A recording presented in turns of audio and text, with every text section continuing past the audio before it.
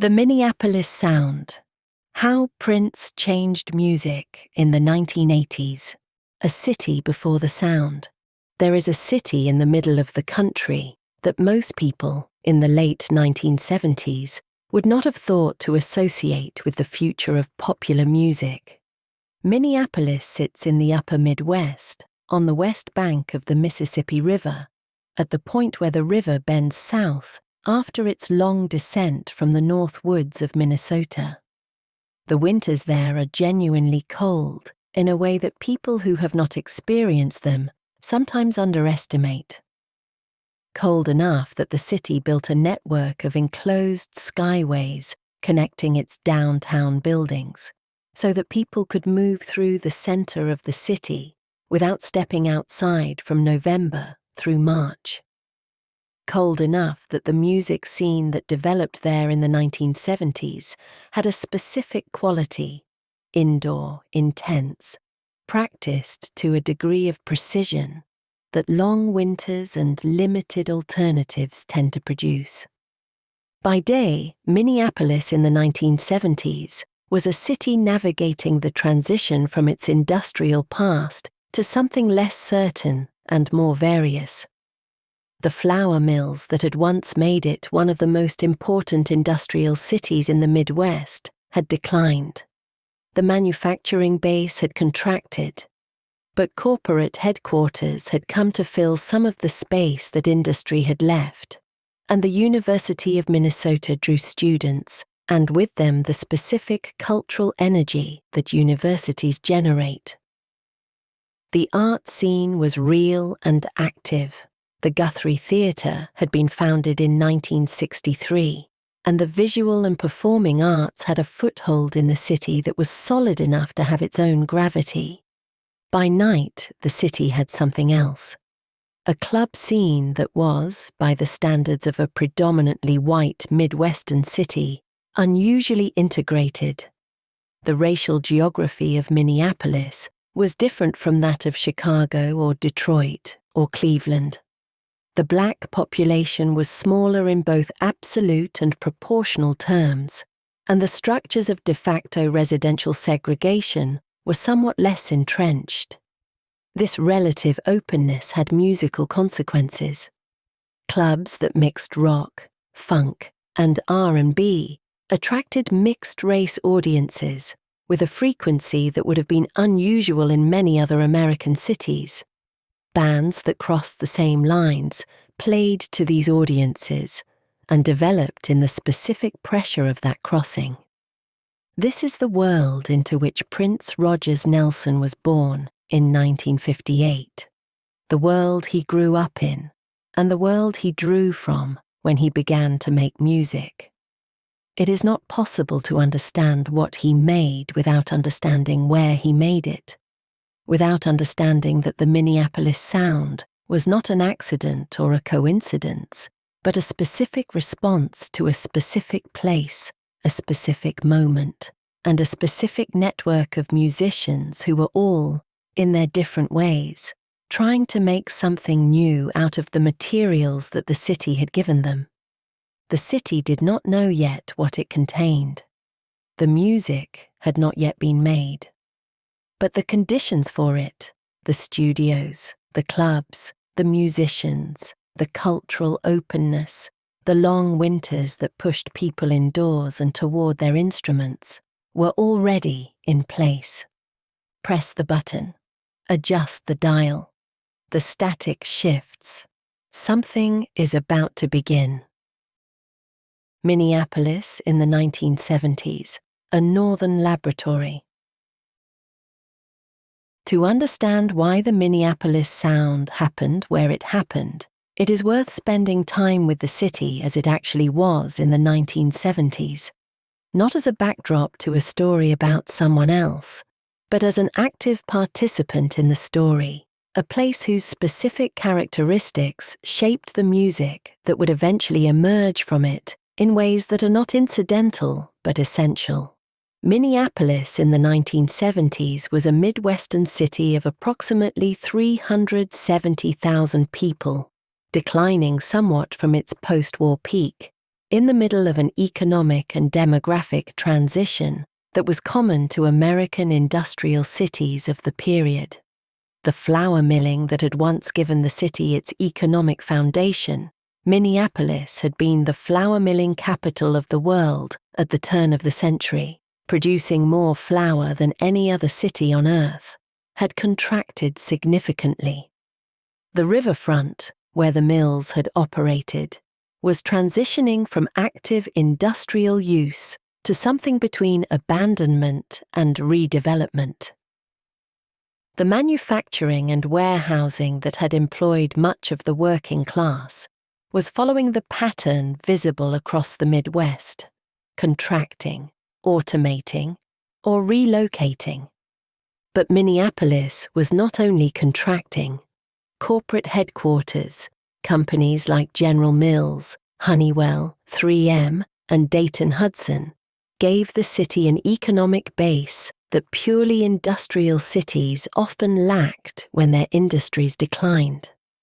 The University of Minnesota, one of the largest public universities in the country, anchored an entire neighborhood on the eastern edge of the city and kept a steady flow of young people moving through the metropolitan area. The arts and cultural institutions, the Guthrie Theater, the Walker Art Center, the Minneapolis Institute of Art, gave the city a cultural infrastructure that exceeded what its population size alone would have generated. The music scene that existed within this city was organized around a network of clubs, rehearsal spaces, regional recording studios, and radio stations that served the Twin Cities market, Minneapolis and its companion city, St. Paul, separated by the river and by a specific but permeable civic rivalry. The clubs ranged from large venues capable of hosting national touring acts to small neighborhood bars where local bands played covers and originals to whoever showed up on a Tuesday night. Between these extremes was a middle range of mid-sized venues where local and regional acts built reputations and audiences, where the social scene around music was dense enough to be self-sustaining.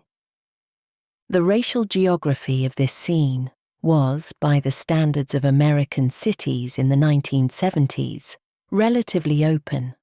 Minneapolis had a black population of roughly 10%, significantly smaller, proportionally, than cities like Detroit, Chicago, or Cleveland, where the Great Migration had brought large numbers of black workers to northern industrial jobs.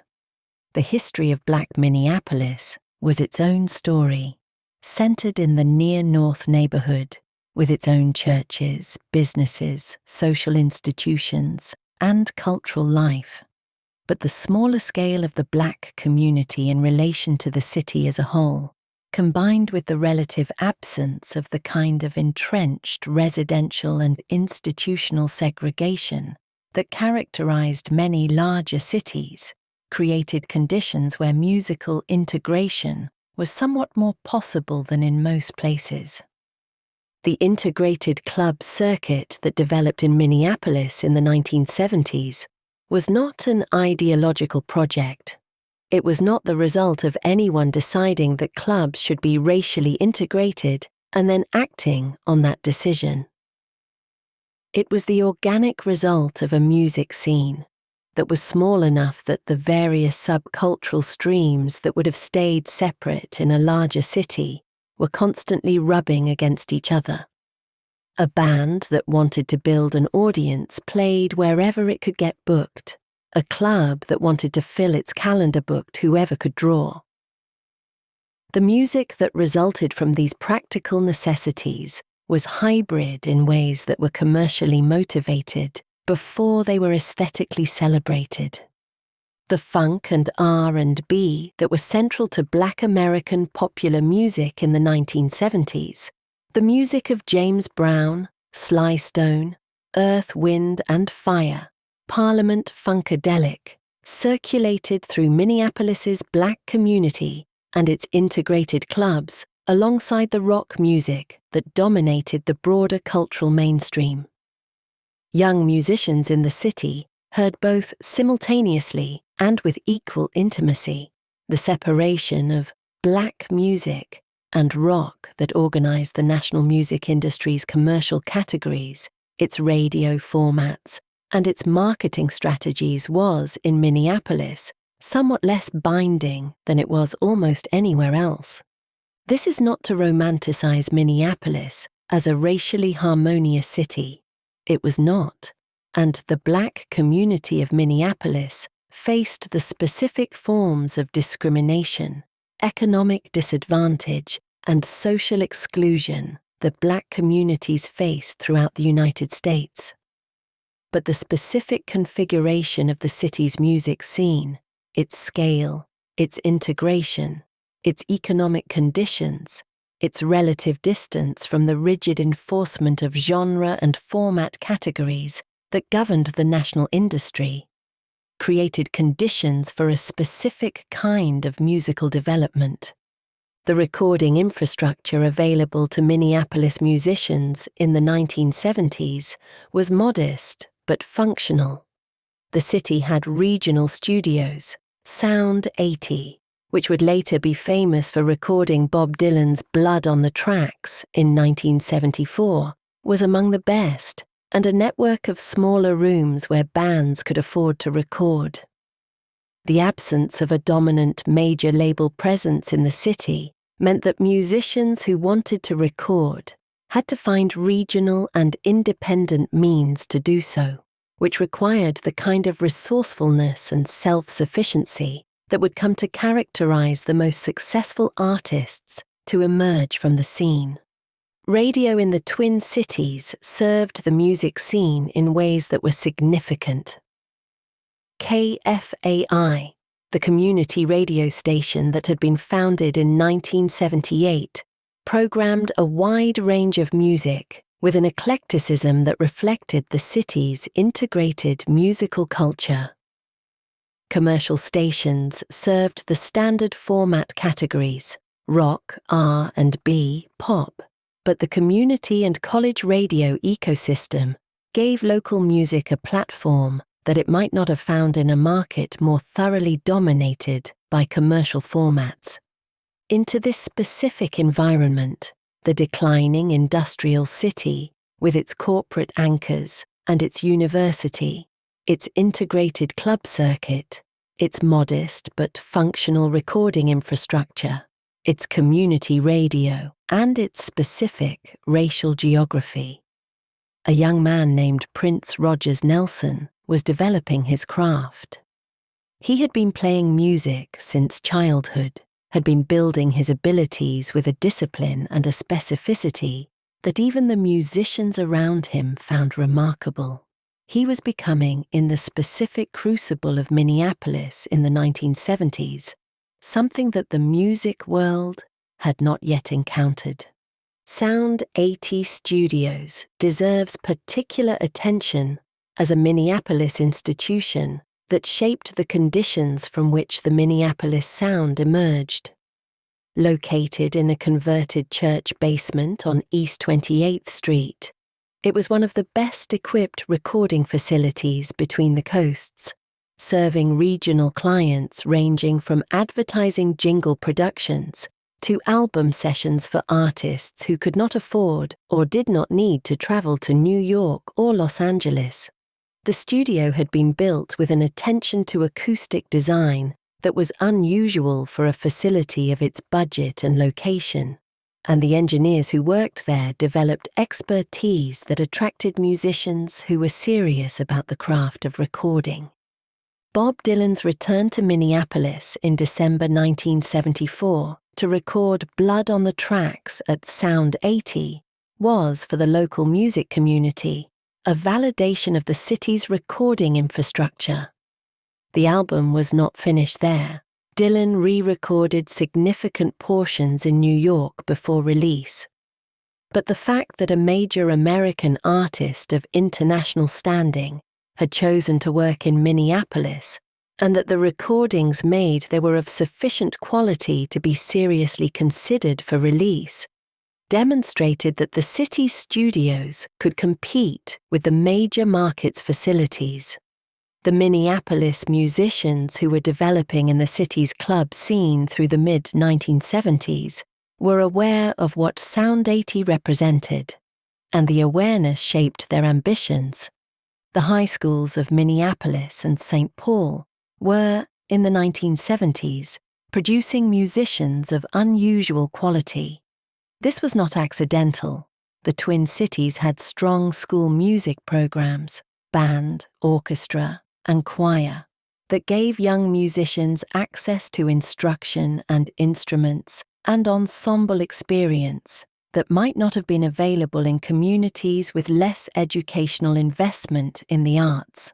The musicians who came out of these programs carried a level of musical literacy, the ability to read music, to understand theory, to play in multiple styles, that served them well when they moved into the competitive world of club performance and eventually into studio recording. The social world of young Minneapolis musicians in the mid-1970s was small enough that everyone knew everyone. The musicians who would eventually become The Time, who would produce Janet Jackson, who would play in Prince's various configurations. They had grown up together or had met in the circuits of school performance, regional competitions, and local clubs. The creative relationships that would produce the Minneapolis Sound were formed in this world, in the specific intimacy of a music community that was large enough to be generative and small enough to be cohesive.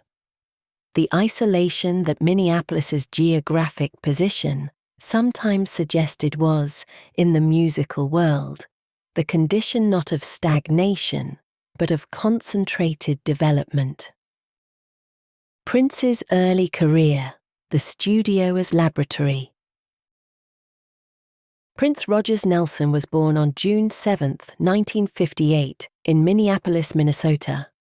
His father, John Nelson, was a jazz pianist and band leader who worked under the name Prince Rogers.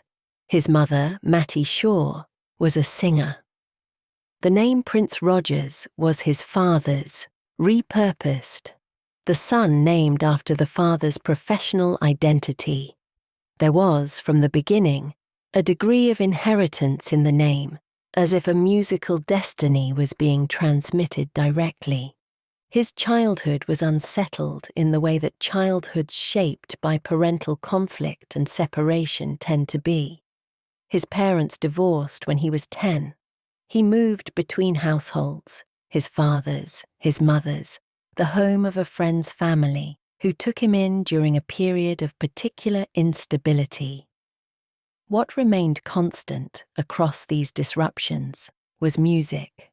He had been drawn to instruments from early childhood and had taught himself multiple instruments with the kind of self-directed intensity that is recognizable in retrospect as the particular single-mindedness of someone who has found, very early, the thing they were made for.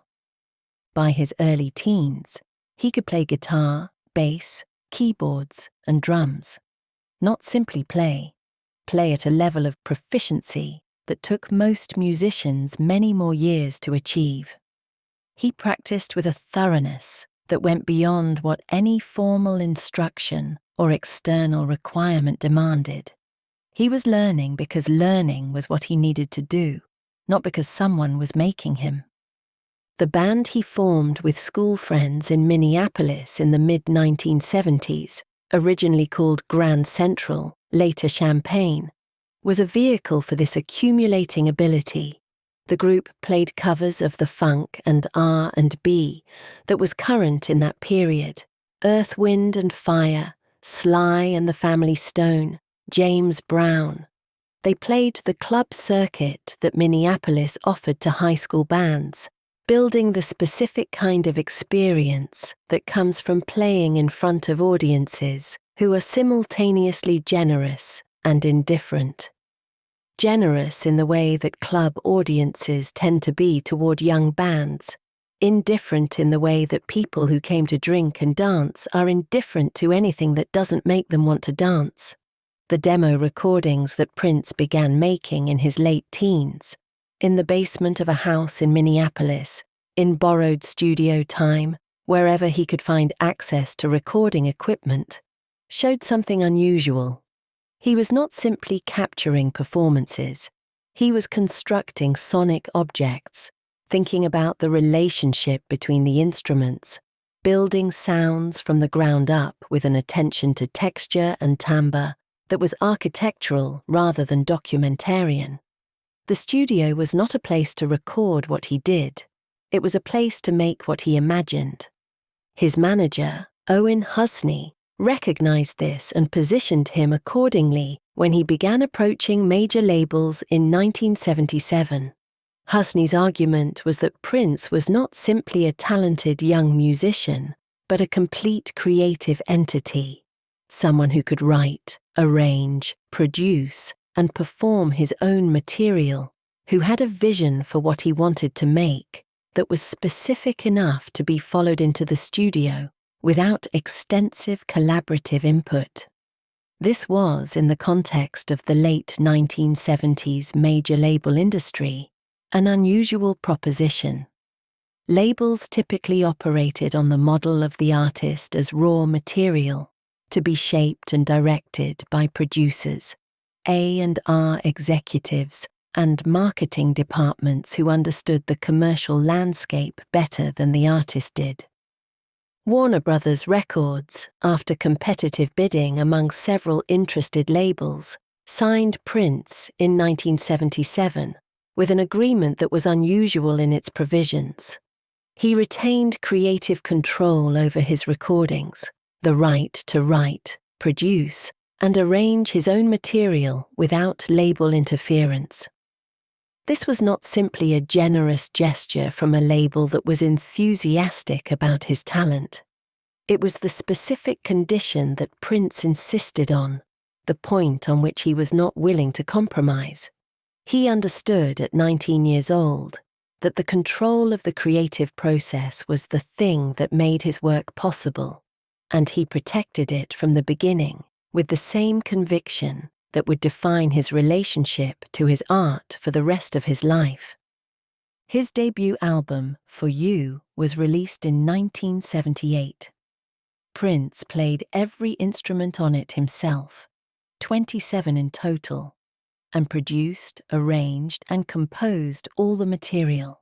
The album was not a major commercial success, but it established the template for everything that would follow. The solitary studio labor, the totality of the creative vision, the insistence on making the record that he heard in his head, rather than the record that the label thought would sell. Prince, his second album, released in 1979, was the commercial breakthrough. I Wanna Be Your Lover, the lead single, reached the top 5 on both the pop and R&B charts, a double chart performance that was, in the commercial terms of the period, unusual and significant. It suggested that what Prince was making could reach across the segregated radio formats and the segregated audience categories that organized the music industry's commercial geography.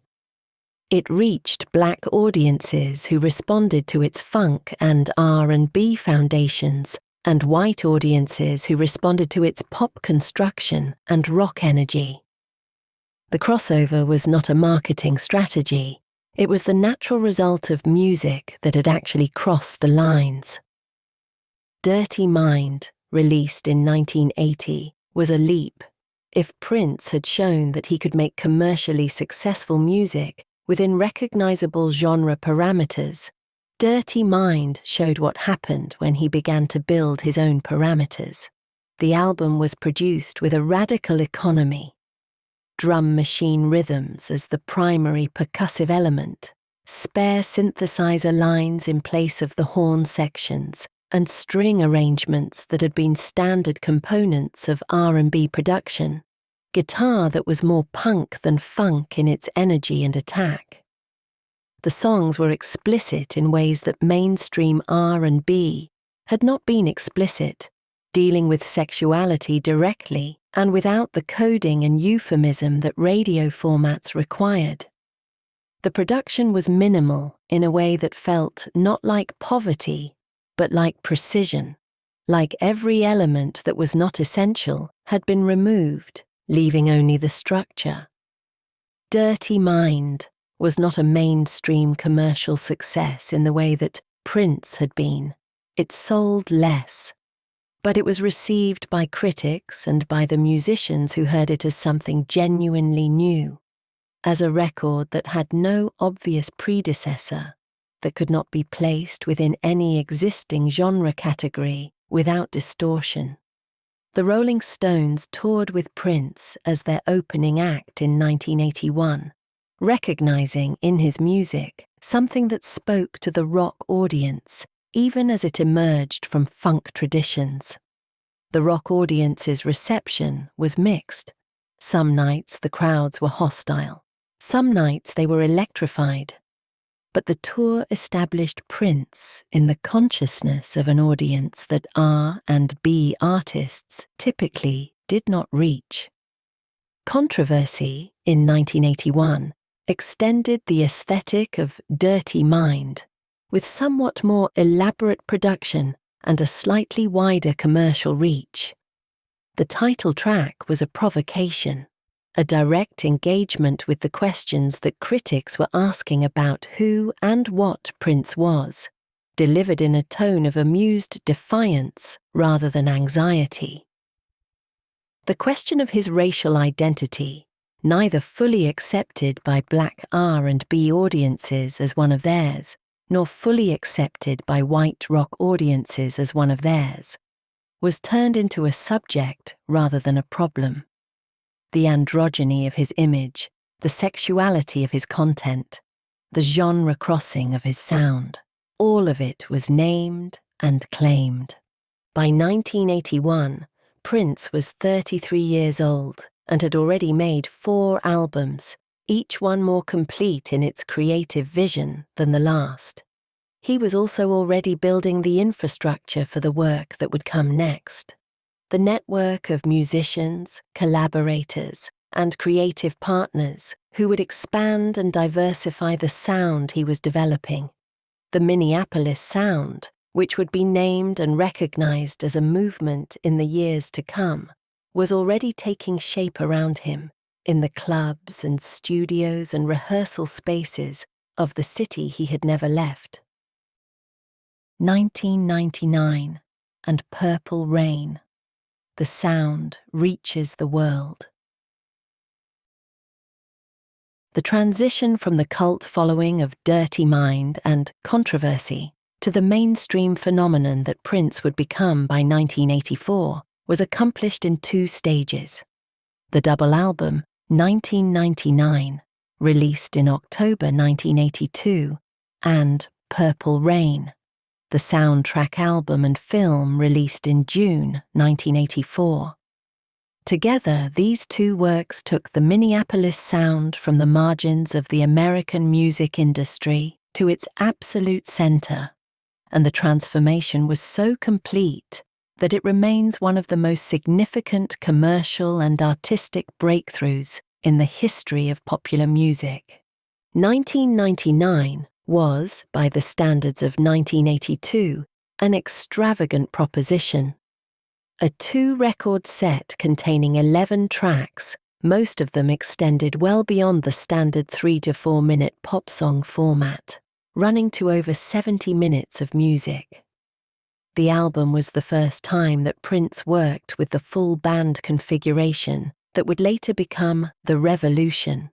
Wendy Melvoin and Lisa Coleman had not yet joined, but the nucleus of the group was in place.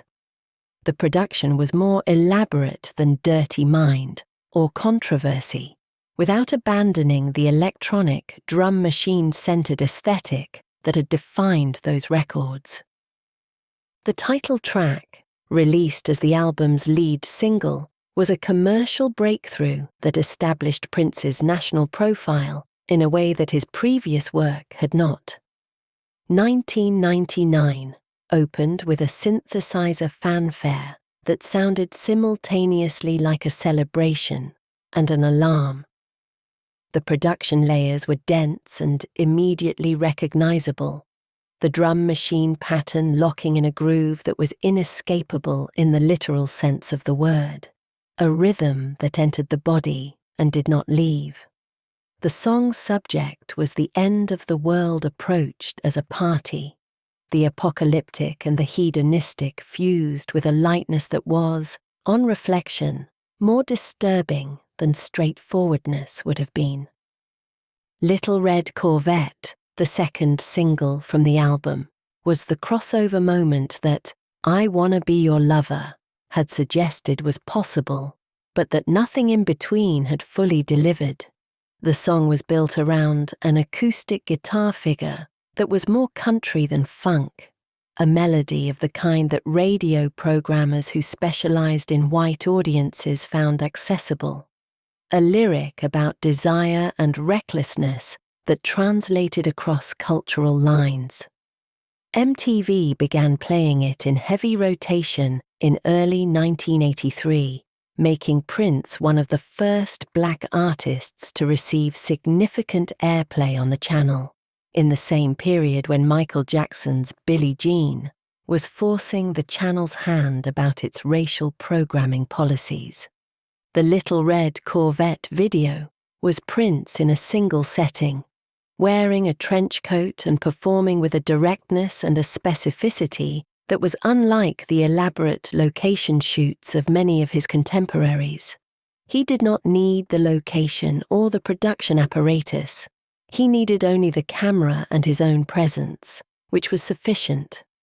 The video's visual argument was about the performer rather than about a constructed visual world, and it worked precisely because the performer was capable of sustaining that argument without external support.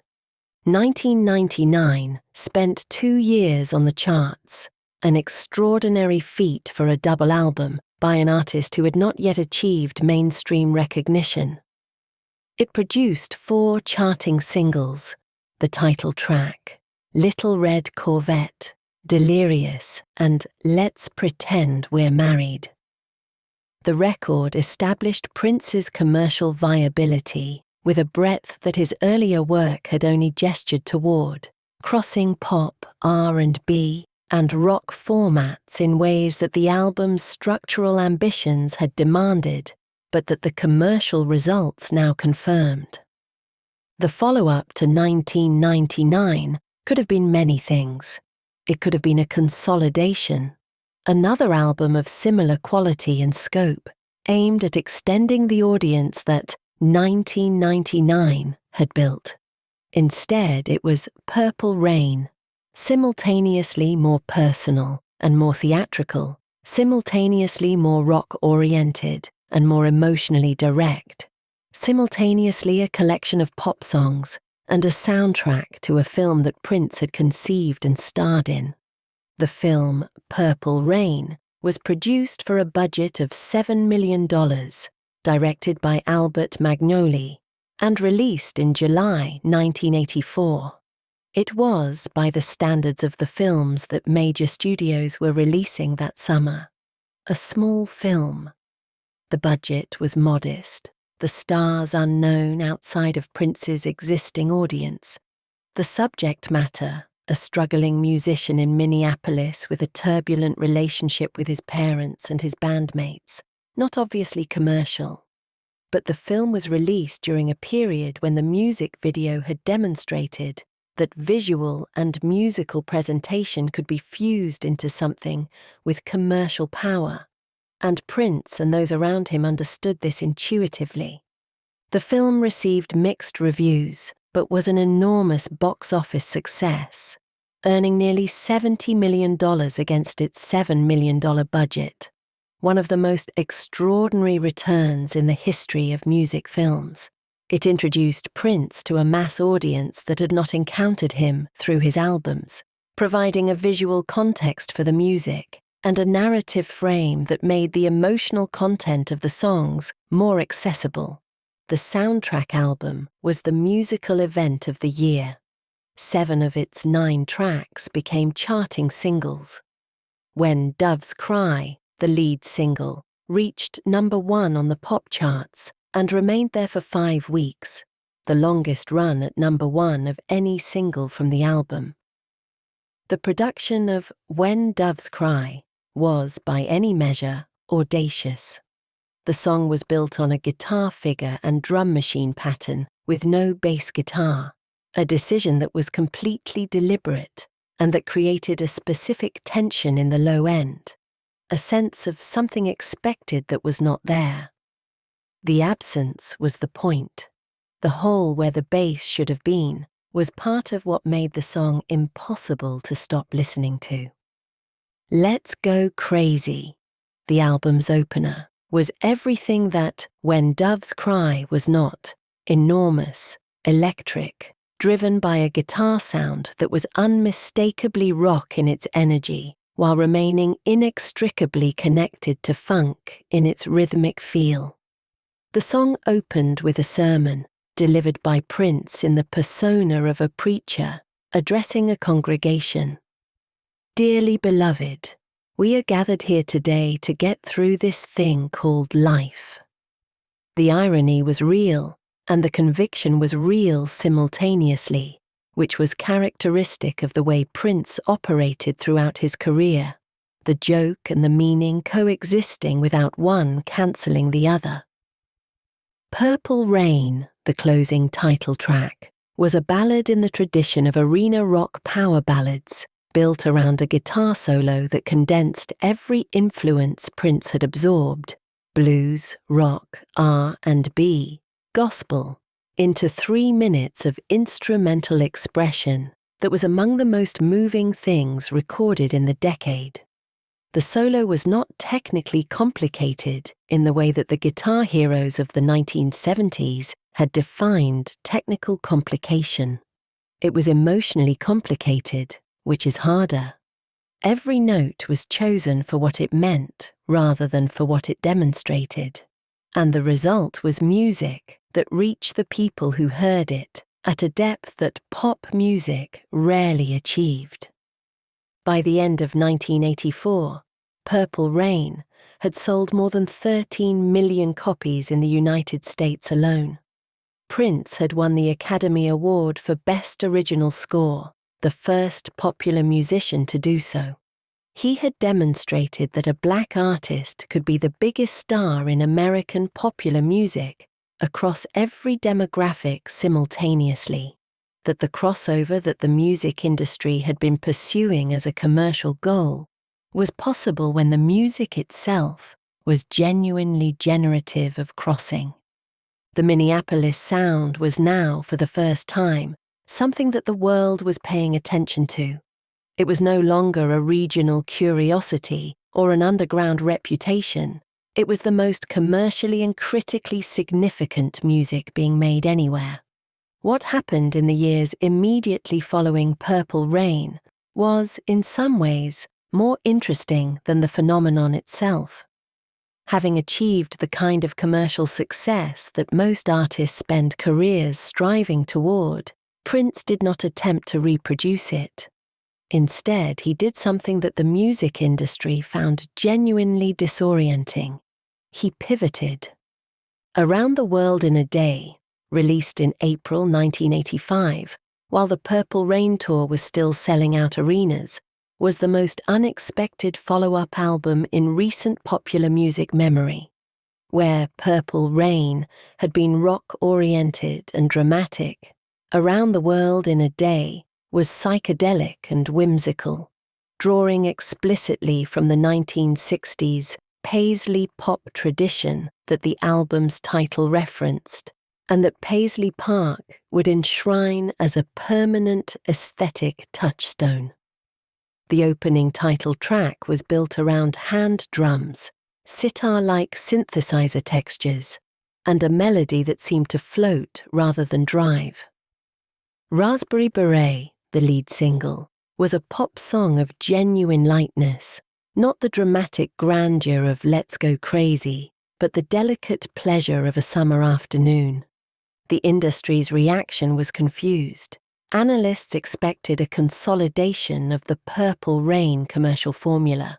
Instead, they received an album that appeared to be following its own logic rather than the logic of the marketplace.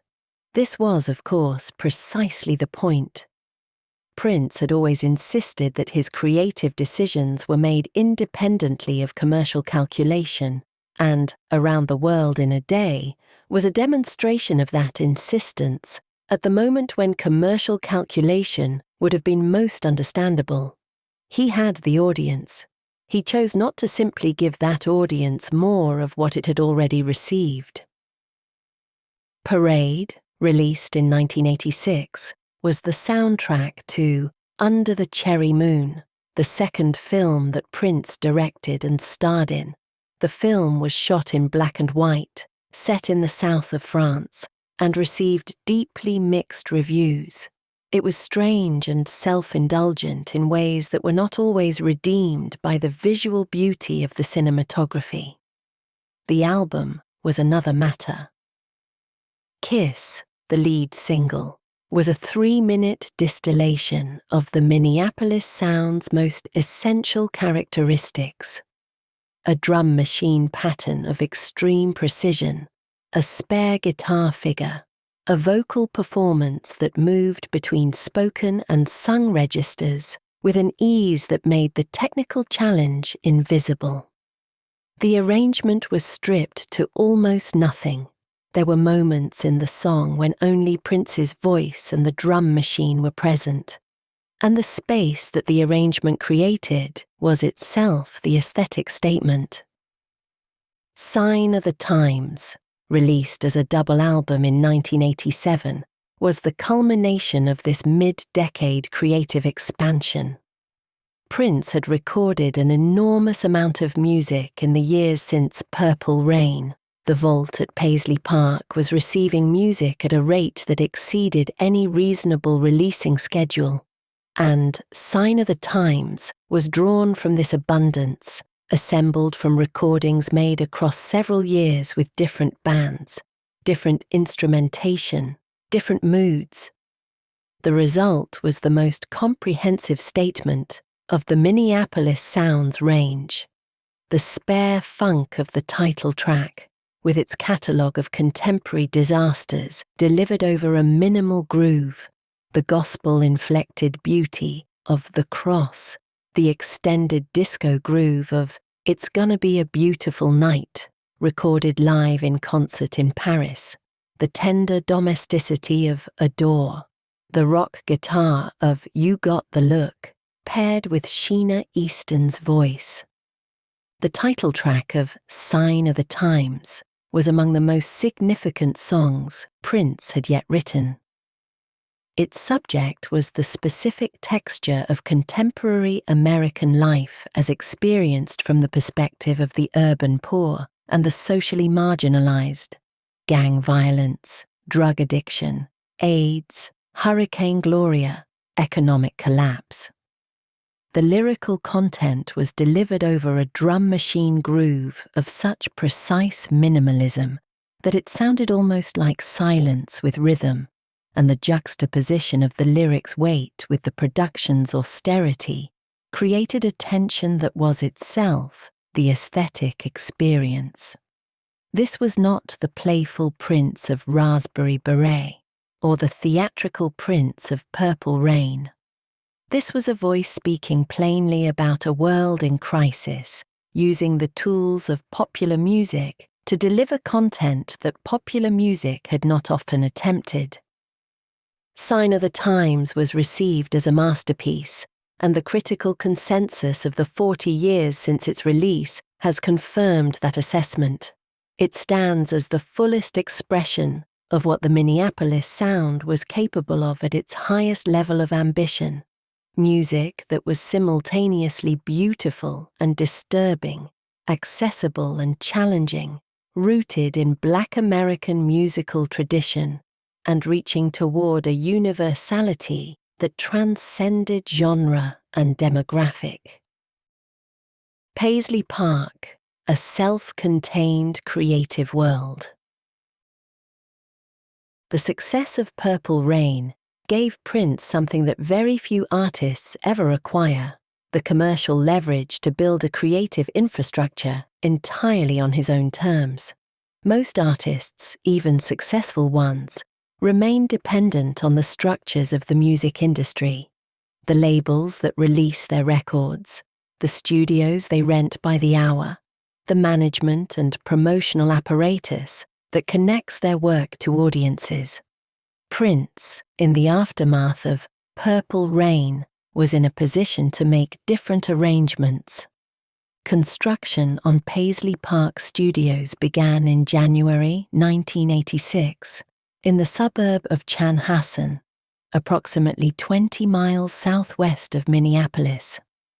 The site was a converted warehouse space of about 65,000 square feet, transformed by architect Brett Thoeny and acoustical engineer Marshall Long into something without precedent in the music industry: a self-contained creative compound that could accommodate recording, rehearsal, video production, and live performance simultaneously in multiple spaces at the level of technical quality that Prince required. The name came from a 1985 single. Paisley Park had been a song of longing for a utopian place of acceptance and belonging, built around the image of a garden where people who felt excluded from ordinary social life could find community. The transformation of that song's imaginary space into an actual physical place was characteristic of the way Prince operated. The artistic vision and the practical infrastructure were the same project, not separate endeavors. The building contained 2 recording studios.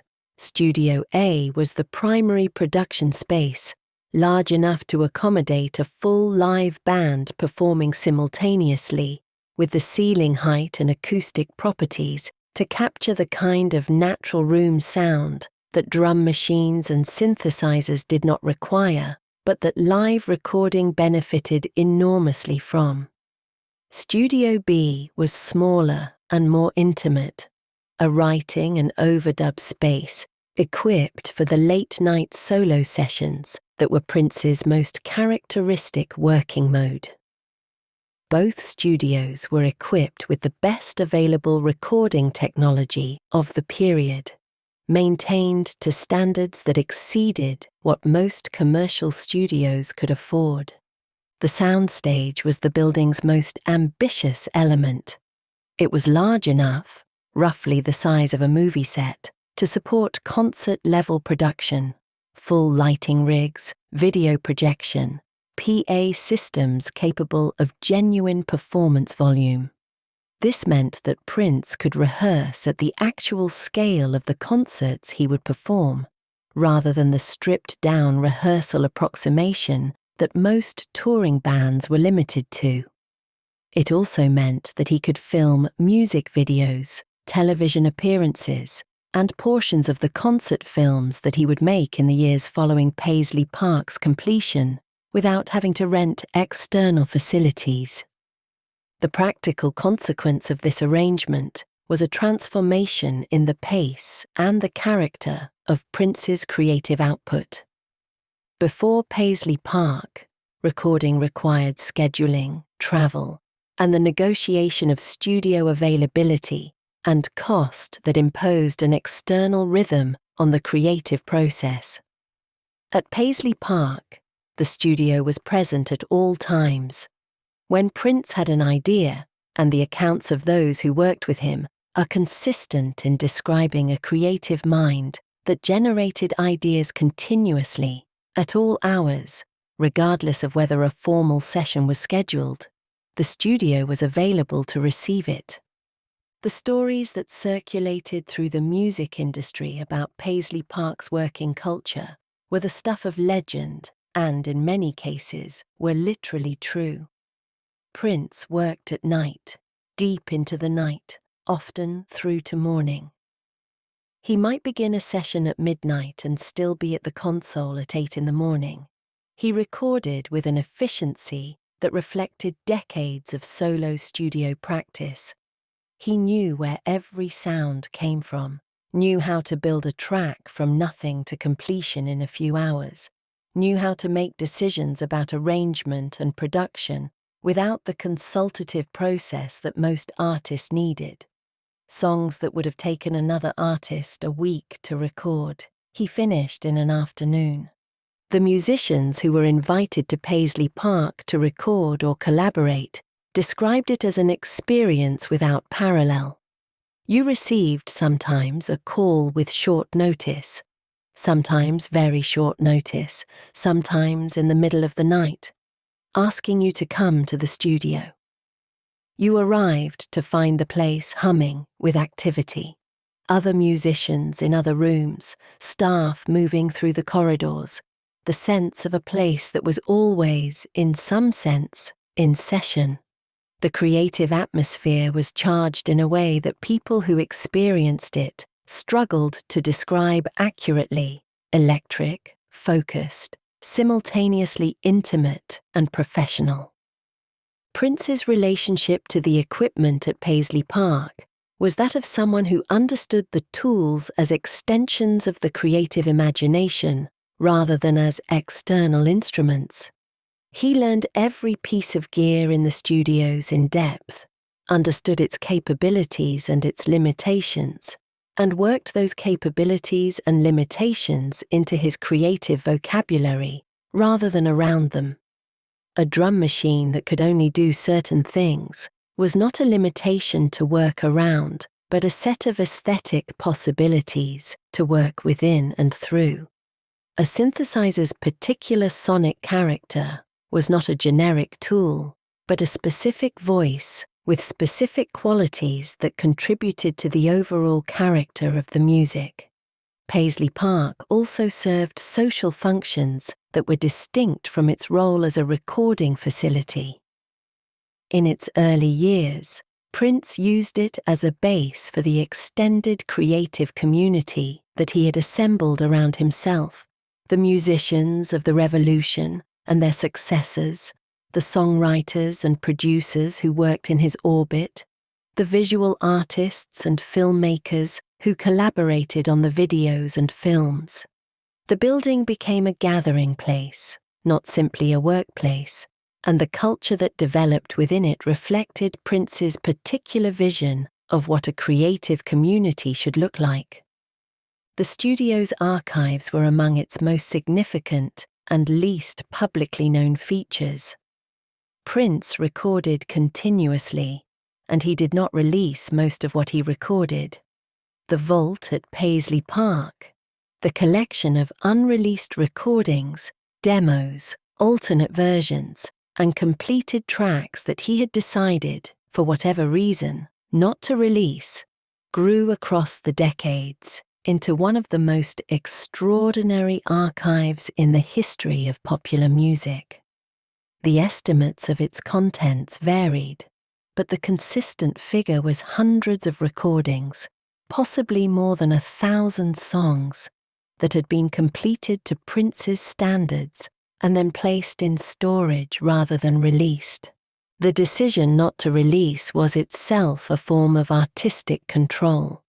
It was the assertion of the right to make work without the obligation to deliver it, to record as a process and a practice rather than as a means to a commercial end.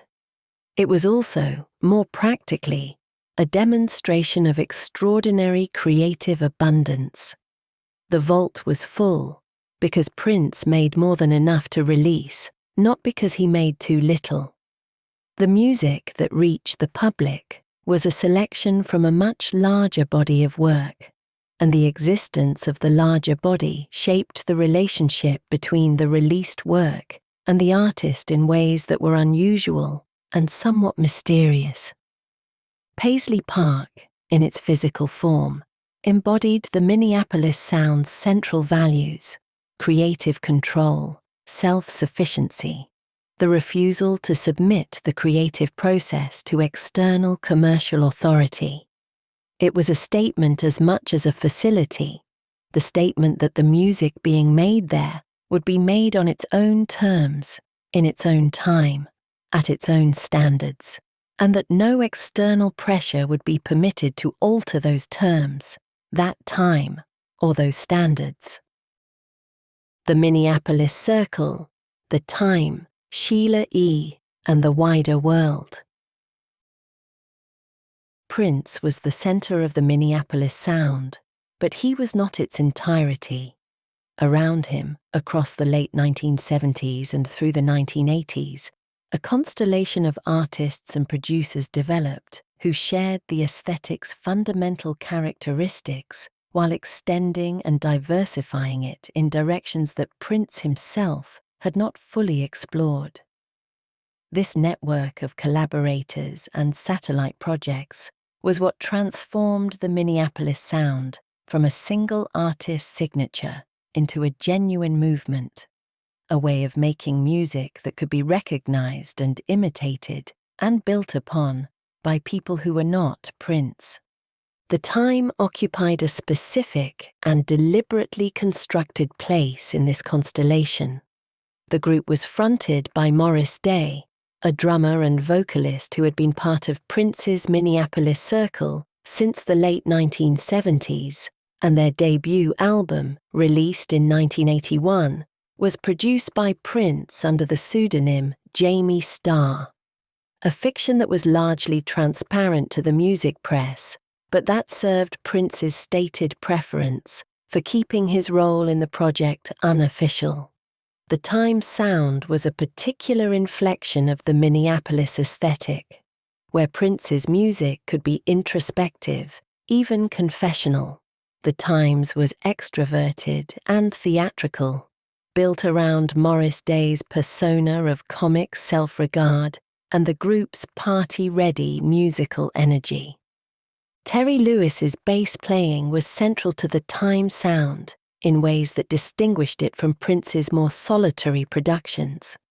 Lewis played bass with a rubbery, syncopated precision that locked in with the drum machine patterns in a way that created a specific rhythmic texture, not the mechanical evenness of purely programmed rhythm, but the slightly human quality of a live bass interacting with electronic percussion. The combination was one of the defining features of the Minneapolis Sound in its full band expression, the quality that gave it its physical, danceable character while maintaining the electronic precision that made it sound like the future. Morris Day's vocal and comedic persona was, in its own way, as distinctive a contribution to the Minneapolis Sound as any of its musical elements. Day's self-presentation, the preening narcissist who is aware of being a preening narcissist and plays that awareness as comedy, was something that did not exist in quite this form in funk or rock or pop before the Time made it a central feature of their music. It provided a comedic counterweight to the earnestness that could attend Prince's more serious work, and it gave the Minneapolis Sound a range of emotional register that it would not have had if it had been purely about Prince's particular brand of intensity. The Time's live shows were theatrical spectacles that incorporated elements of stand-up comedy, mime, choreographed movement, and musical performance in a way that drew on James Brown's revue tradition, while adding a specifically Minneapolis sensibility.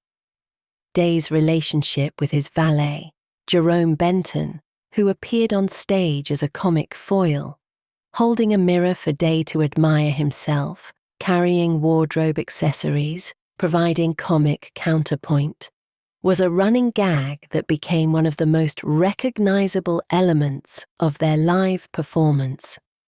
It was also, beneath the comedy, a genuine piece of theatrical craft. The timing was precise, the characterizations were consistent, the relationship between the music and the comedy was structured rather than improvised. Jimmy Jam, James Harris III, and Terry Lewis began their careers as members of the time where their musicianship and growing production instincts were employed primarily in service of Prince's and Morris Day's visions. Their departure from the time in 1983, precipitated by their failure to return from a snowstorm in Atlanta in time to perform with the group on what Prince deemed a critical occasion, was the break that transformed them from musicians into one of the most significant production partnerships in the history of popular music. The departure was not entirely amicable. Prince's response to the missed performance was to fire them from the time. An act that contained a characteristic mixture of the principled, the standard of reliability that he expected from his associates, was non-negotiable, and the personal, the relationship between Prince and his collaborators, always had an element of the possessive, a quality of ownership over the creative work that he had helped initiate. For Jam and Lewis, the firing was the event that made it necessary to build something entirely on their own. They founded Flight Time Productions and established a studio in South Minneapolis on the same streets where they had developed their craft. The name, a deliberate misspelling of the phrase fly time, evoking both the aspirational and the specifically street-credible register of black vernacular, announced a sensibility that was continuous with the Minneapolis Sound, while also declaring its independence from Prince's particular orbit. They would make their own music in their own studio, on their own terms.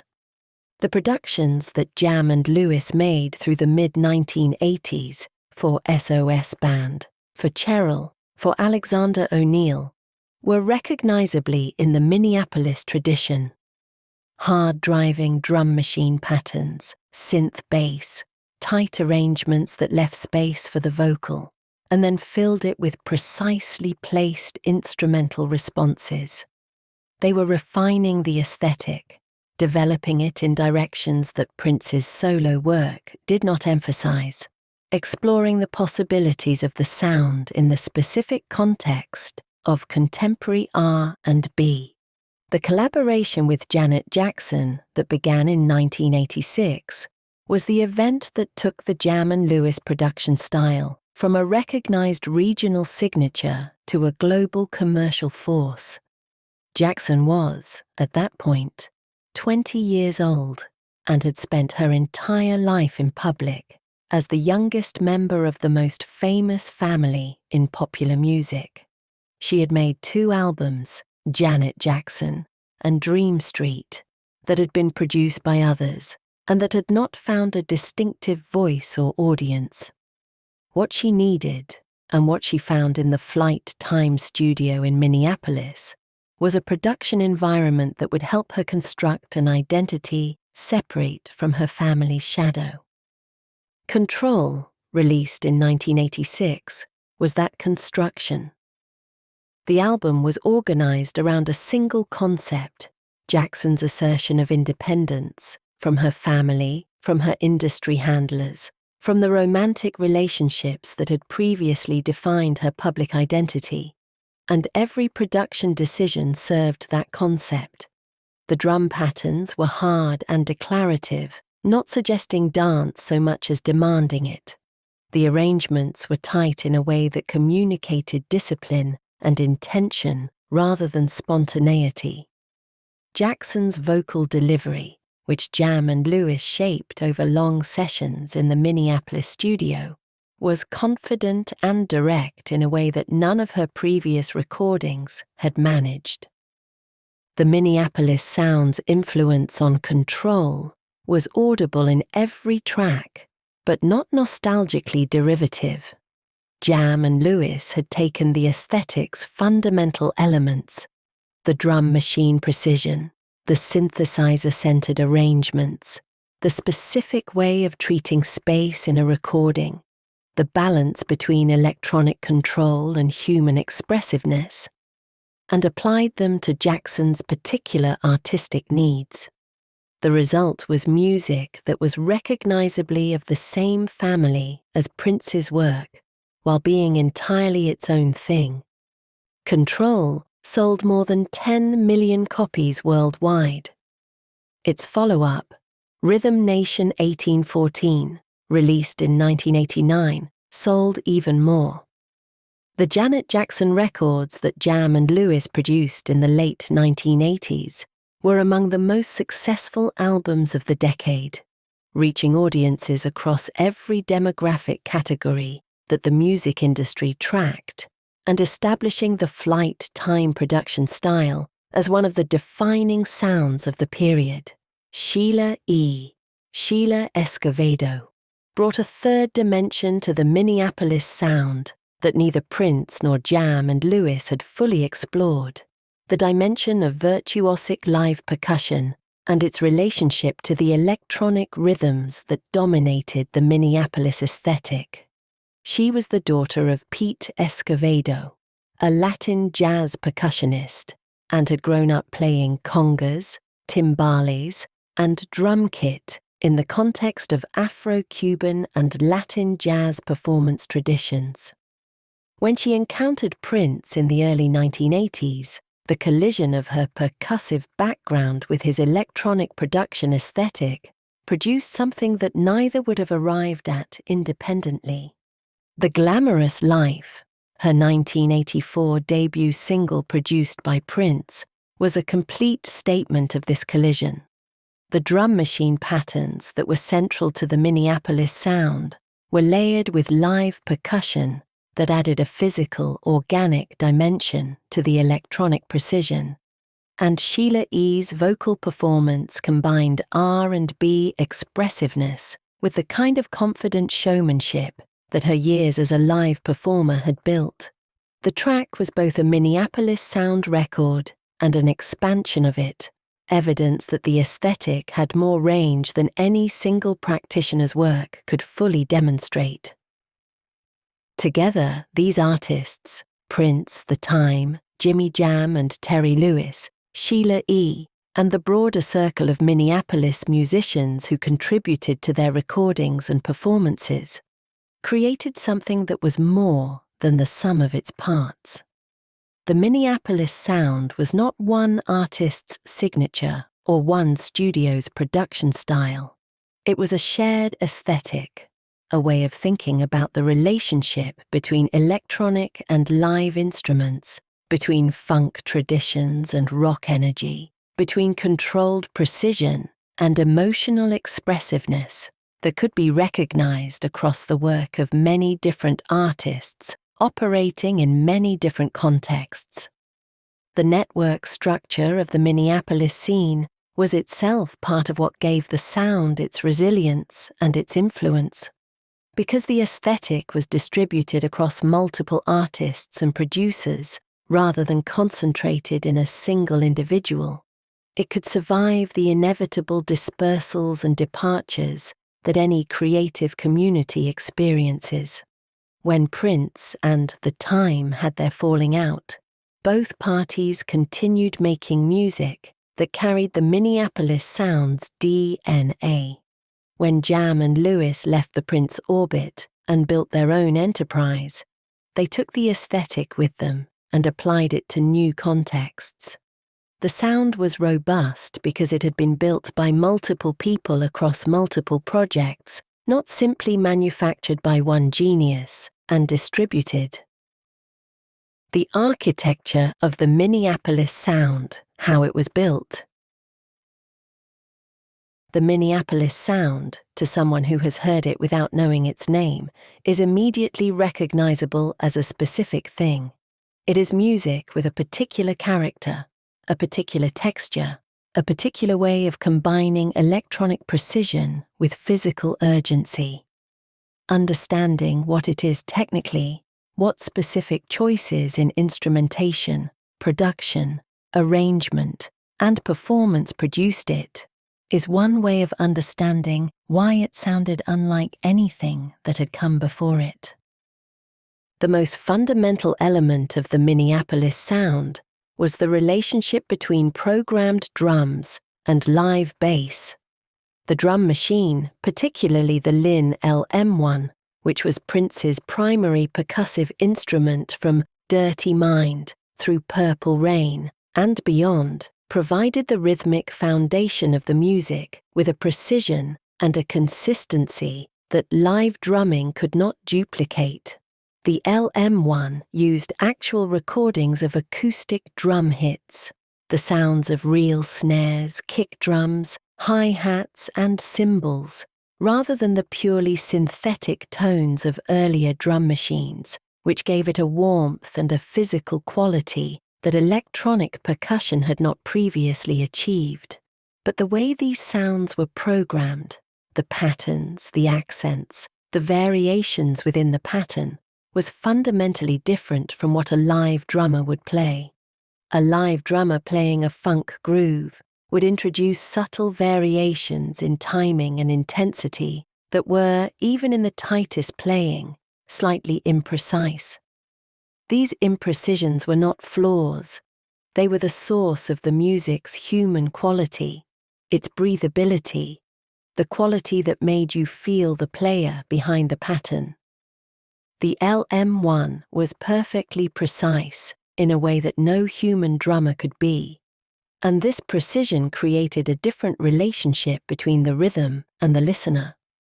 The beat was absolutely predictable in a way that had a hypnotic quality. You could lock into it with a completeness that slightly imprecise human drumming did not permit.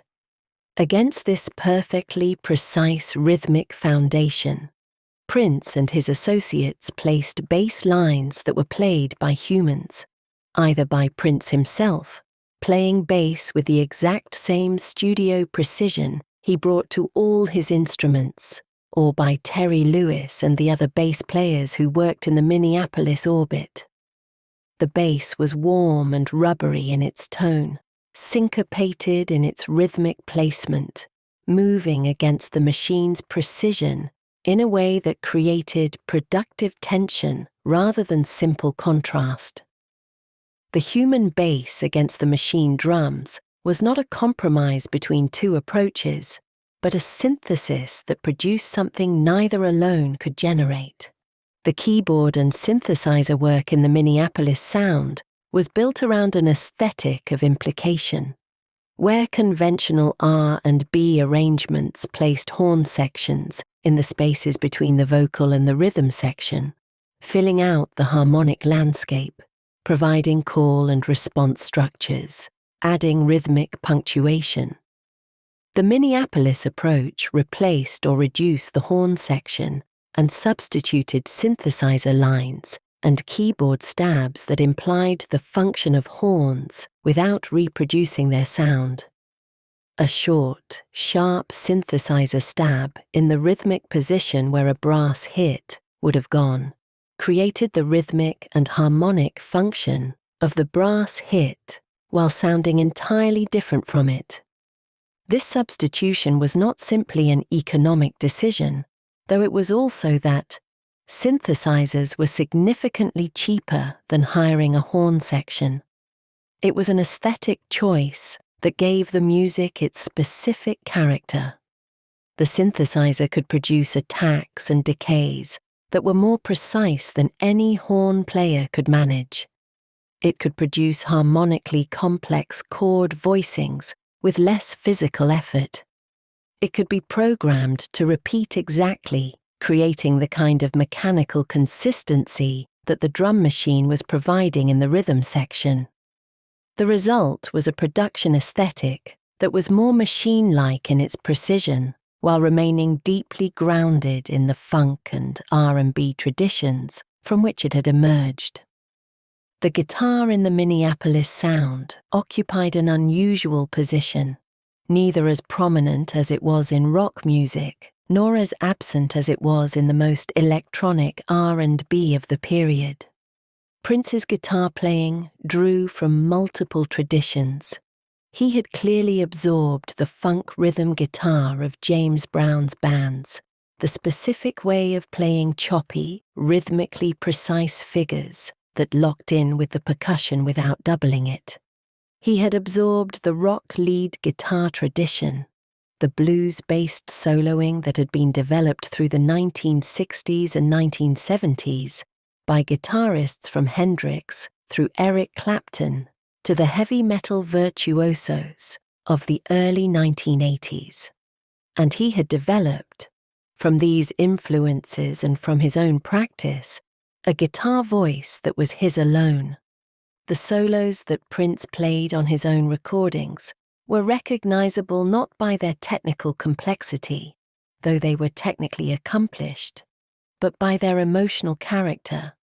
They sounded like a specific person, expressing something specific in a specific moment. The guitar solo on Purple Rain is the most famous example. It builds from sparse, questioning phrases to increasingly intense expression, without the kind of mechanical scale running that characterized the more technically focused guitar solos of the period. It sounds, at its most intense, like someone trying to say something that language cannot accommodate, and finding that the guitar can accommodate it, barely, with effort. The vocal approach that characterized the Minneapolis Sound was as distinctive as any of its instrumental elements. Prince's own voice had an extraordinary range. He could move from a deep, authoritative lower register to a falsetto of startling clarity, with full command of every pitch in between. He used this range not decoratively, but architecturally, moving between registers to change the emotional character of what he was expressing, using the falsetto not as an affectation, but as a distinct vocal personality with its own characteristics. The other vocalists associated with the Minneapolis Sound, Morris Day, Sheila E., Janet Jackson in her Jam and Lewis-produced work, each brought their own vocal personalities to music that shared the same production aesthetic, and the variety of these personalities was part of what gave the sound its range. Day's voice was gruff and comedic, carrying the self-conscious theatricality of his persona. Sheila E.'s was brighter and more conventionally expressive, drawing on her R&B background while finding the specific quality of confidence that the Minneapolis aesthetic required. Jackson's voice, as shaped by Jam and Lewis, became an instrument of a controlled intensity, less ornamented than conventional R&B singing, more precisely placed within the arrangement, more concerned with communicating the song's emotional argument than with displaying vocal technique for its own sake. The arrangements of Minneapolis Sound recordings were characterized by what might be described as structured space. There was always room in a Minneapolis production, room for the vocal to land, room for the bass to move, room for the guitar's accent to register. This was not the result of sparse production, but of disciplined addition. Only what served the song's specific purpose was included, and everything that was included was placed with precision. Listening to When Doves Cry with attention to its architecture is instructive. The guitar figure, the drum machine, the vocal, the synthesizer fills. Each element has its own space, does its own work, and the whole is more than the sum of the parts precisely because the parts are not competing with each other. The recording technology available in the early 1980s shaped the Minneapolis Sound in ways that are difficult to fully separate from the aesthetic choices that the musicians made. The digital recording systems that would come to dominate the industry in the late 1980s had not yet become standard. Most recording was still done on analog tape, which had specific sonic properties, a warmth in the low end, a slight compression in the high end, a harmonic richness generated by the physics of magnetic recording that contributed to the characteristic sound of the period. The drum machines and synthesizers of the period were mostly analog in their signal processing, or hybrid analog-digital, and had their own specific sonic characters that contributed to the texture of the recordings. The LM1's drum sounds, played through the mixing boards and effects processors of the period into analog tape, had a specific quality, a crispness in the attack, and a particular quality of decay. That was the product of a specific chain of technologies, and that quality is audible in every Minneapolis Sound recording of the period.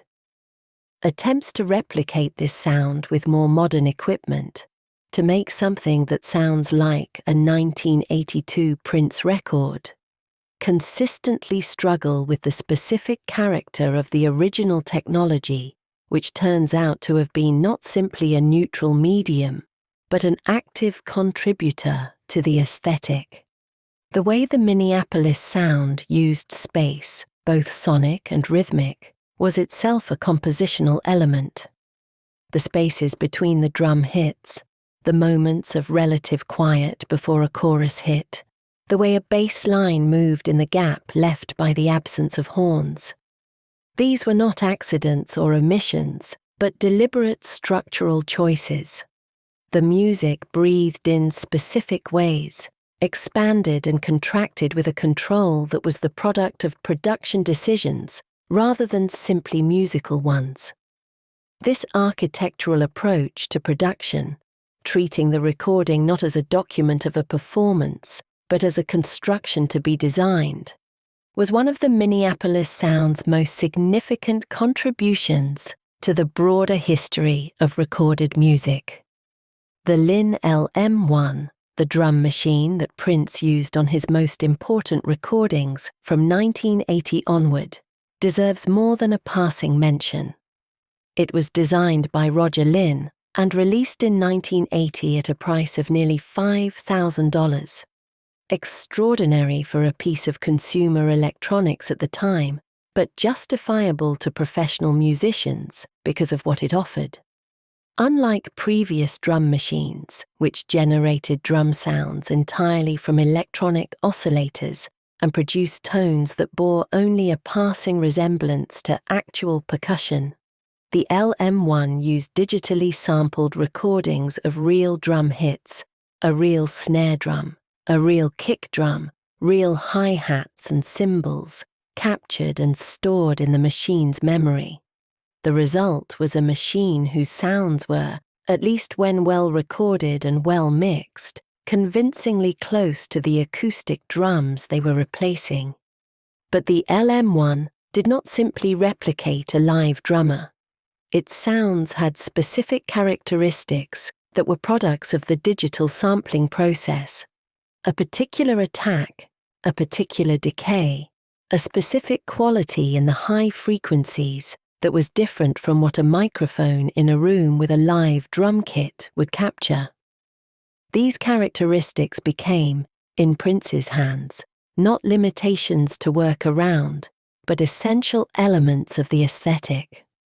The LM1's kick drum had a specific thump in the low end that sat in a mix differently from a live kick drum.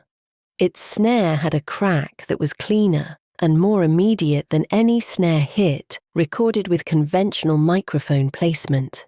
Its hi-hats had a precision of timing that was impossible for a human drummer to replicate. Prince programmed these sounds with a musicality that distinguished his drum machine work from that of most of his contemporaries. The patterns he built were not simply functional time-keeping devices, but musical statements, rhythms with their own personality, their own internal logic, their own contribution to the emotional character of the song. The kick drum pattern in When Doves Cry is a study in what can be achieved with precision and economy. It does not follow the predictable patterns of standard pop or funk drumming, but it establishes a groove that is inescapable. The hi-hat work in Kiss, a simple pattern made complex by the way it interacts with the voice and the guitar, is so precisely placed that it becomes as melodic as the guitar itself. The synthesizers that Prince used in this period had their own specific voices. The Oberheim OBXA, which appears prominently on 1999, and several of the Purple Rain recordings, had a warm, complex sound generated by analog oscillators, a quality of presence in the mid-range that digital synthesizers have historically struggled to replicate. The Roland Juno series provided the lush, slightly blurred chord textures that appear under the verses of many Minneapolis Sound recordings of the mid-1980s. The Prophet 5, Sequential Circuit's flagship instrument, was present on recordings across the period, its sound slightly different from the Oberheim's, but sharing the specific warmth of the best analog synthesis. The choice to use synthesizers as the harmonic foundation of the recordings rather than live instruments, pianos, organs, string sections, was both economic and aesthetic. Economically, Prince could play all the synthesizer parts himself, recording them in solitary sessions without the scheduling and expense of session musicians.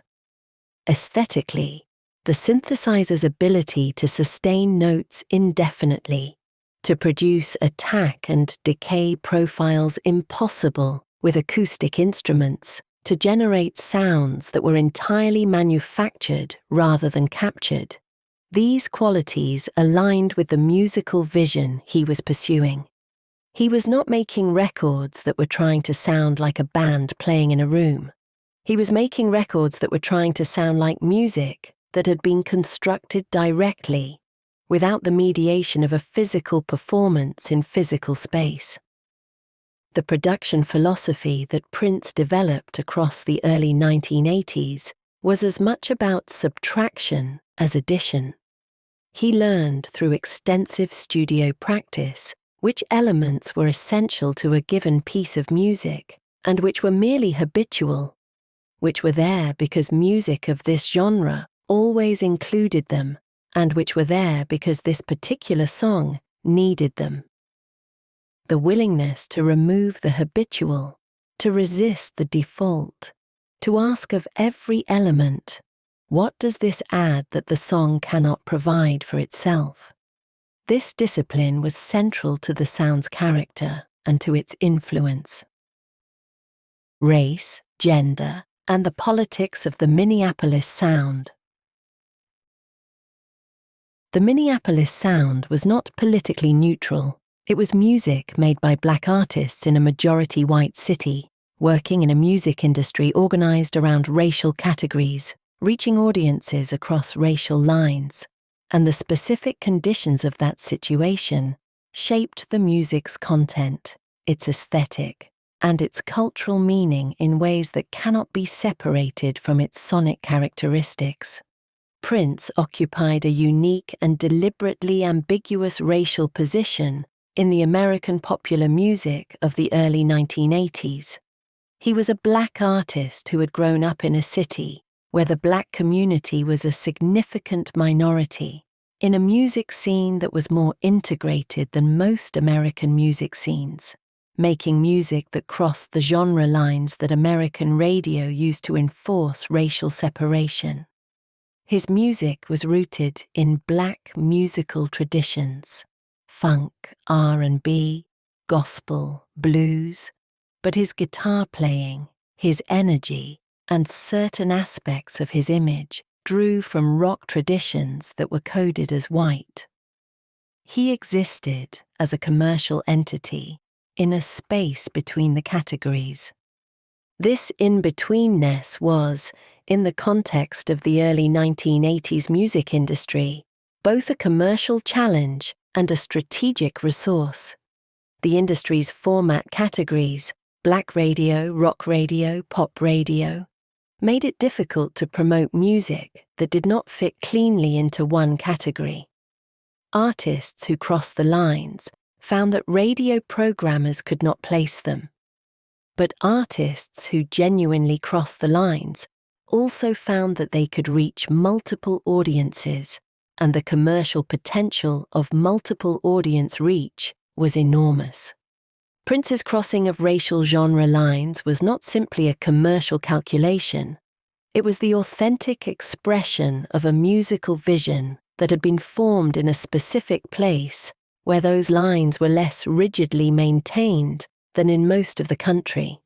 He had grown up hearing funk and rock with equal intimacy, had been moved by both with equal depth, and when he began to make music, he made what he had absorbed rather than what the format categories expected. The commercial crossover was a consequence of the musical crossover, not a cause of it.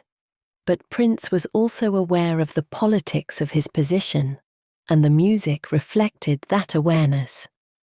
Controversy, the title track of his 1981 album, was a direct engagement with the racial ambiguity that critics and audiences were projecting onto him. The song's vocal began with what sounded like a news report describing Prince in terms that emphasized his racial unclassifiability. "I just can't believe all the things people say." Controversy. It was a meditation on the experience of being a subject of discussion, of being categorized and miscategorized, of being claimed and rejected by audiences who needed him to be one thing or another. The song did not resolve the ambiguity, it inhabited and examined it. The androgyny of Prince's image was equally deliberate and equally freighted with significance. In the early 1980s, the public presentation of masculine identity in popular music operated within fairly well-defined parameters.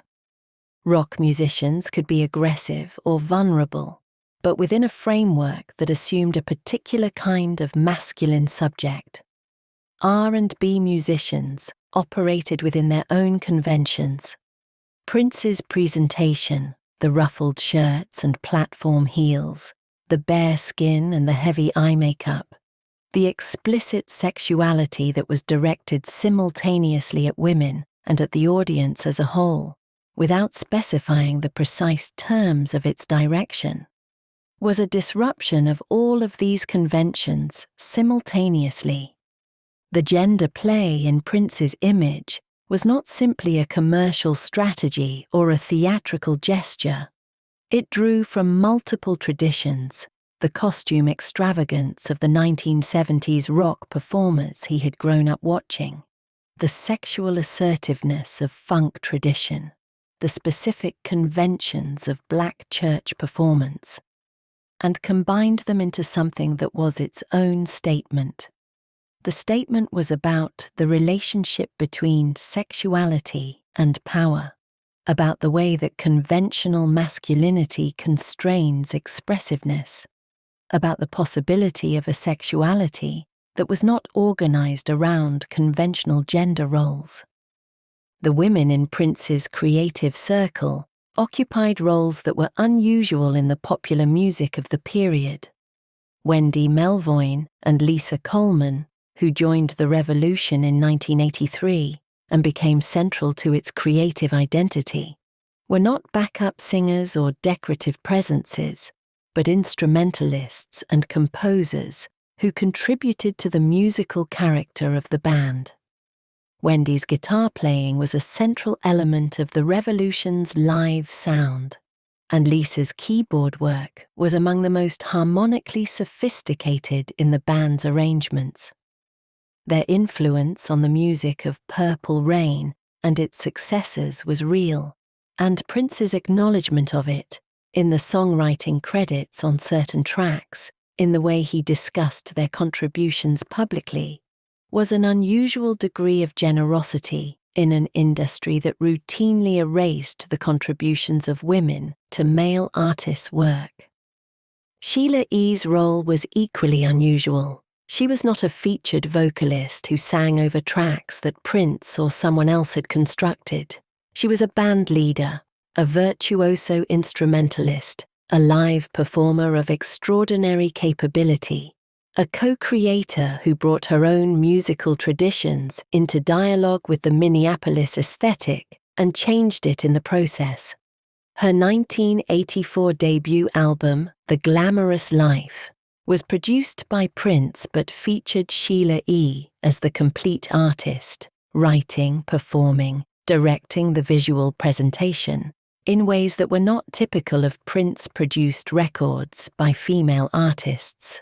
The question of artistic control, of who owns the creative work, who benefits from its commercial success, and who has the authority to make decisions about its future, ran through the Minneapolis Sound's history with a particular intensity.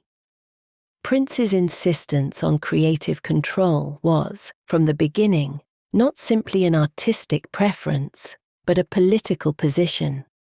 He understood, in ways that the music industry's history made clear to any black artist paying attention, that the commercial machinery of popular music had a long history of appropriating black creativity for white commercial benefit, of separating black artists from the economic value their work generated. His battle with Warner Brothers in the 1990s, a conflict that reached its most public expression when he began appearing with the word slave written on his face and changed his name to an unpronounceable symbol, was in many ways the political content of his entire career brought to its logical conclusion. The argument was not simply about one contract or one set of royalty rates. It was about the fundamental question of who owns an artist's work, who has the right to control its distribution and use, and what happens when the commercial interests of a corporation and the creative autonomy of an artist come into irreconcilable conflict. The Minneapolis Sound's mythology, its story of artists making music outside the control of the major label machinery, in their own studios, on their own terms, was inseparable from this political content. Paisley Park was not just a recording studio. It was a statement about who should have the power to make music and who should benefit from it. The self-sufficiency that Prince built at Paisley Park was a practical arrangement and an ideological position simultaneously. Jimmy Jam and Terry Lewis's independent enterprise at Flight Time carried the same political dimension, though in a different register. They built their own studio, developed their own roster of artists, retained creative control over their productions, and built a commercial empire that was entirely their own. The Minneapolis Sound, in their hands, was not a style licensed from Prince, but an aesthetic that they had helped to create, and that they had the right to develop in their own directions. The Minneapolis scene's relative gender integration, the presence of women as instrumentalists, producers, and band leaders, rather than solely as vocalists or decorative elements, was unusual enough in the context of 1980s popular music to constitute a specific contribution to the culture. The image of women in popular music in this period was largely organized around conventional femininity, around the idea of the female performer as an object of the audience's desire, rather than as a subject of musical authority. Prince's circle consistently presented women in the role of musical authority as people whose craft and vision were integral to the music being made, and this was itself a political act in the specific context of the music industry's gender politics. MTV, visual language, and the power of the image. The Minneapolis Sound arrived at MTV at a moment when the channel was beginning to confront, under commercial pressure, its racial programming policies. Prince's Little Red Corvette entered MTV's rotation in early 1983, in the same weeks that Michael Jackson's Billie Jean was doing the same, and the two events while distinct in their specific circumstances, were part of the same larger pressure on a channel that had, in its first 2 years of operation, been almost entirely white in its programming.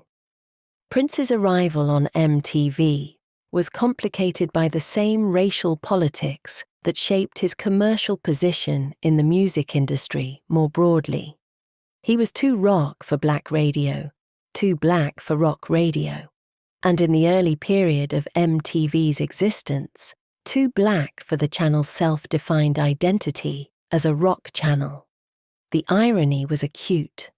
Prince had been making music that crossed rock and funk lines from the beginning, music that was in many ways more specifically rock-inflected than much of what MTV was playing. And yet the visual presentation, the black musician, the funkadelic costumes, the explicit sexuality, placed him outside the channel's implicit racial coding. Little Red Corvette changed this. The song was accessible enough in its structure, its melody, and its lyrical subject matter to reach the white rock audience that MTV served, and once it was in rotation, the commercial logic that had sustained the channel's racial exclusion was no longer available. Prince was driving ratings. His videos were bringing viewers to the channel. The commercial argument for exclusion had been replaced by a commercial argument for inclusion. But Prince's relationship with MTV was never straightforwardly simple. He was intermittently reluctant to provide videos to the channel, preferring at various points to let the music find its audience through other means or to control the visual presentation of his work in ways that the channel's programming structure did not easily accommodate. The complexity of this relationship reflected a broader tension between the artist's desire for control over his work and the channel's function as a distribution platform whose logic was not organized around any individual artist's preferences. The videos that Prince did make for MTV in the 1984 to 1986 period were among the most striking visual works in the channel's history. The Purple Rain era videos, When Doves Cry, Let's Go Crazy, Purple Rain itself, were visual extensions of the film's aesthetic, using the dramatic lighting and the period's video production conventions to create images that match the music's emotional weight. The When Doves Cry video, which intercut footage of Prince performing with scenes from the film, established a visual identity for the Minneapolis Sound that was as immediately recognizable as its sonic one.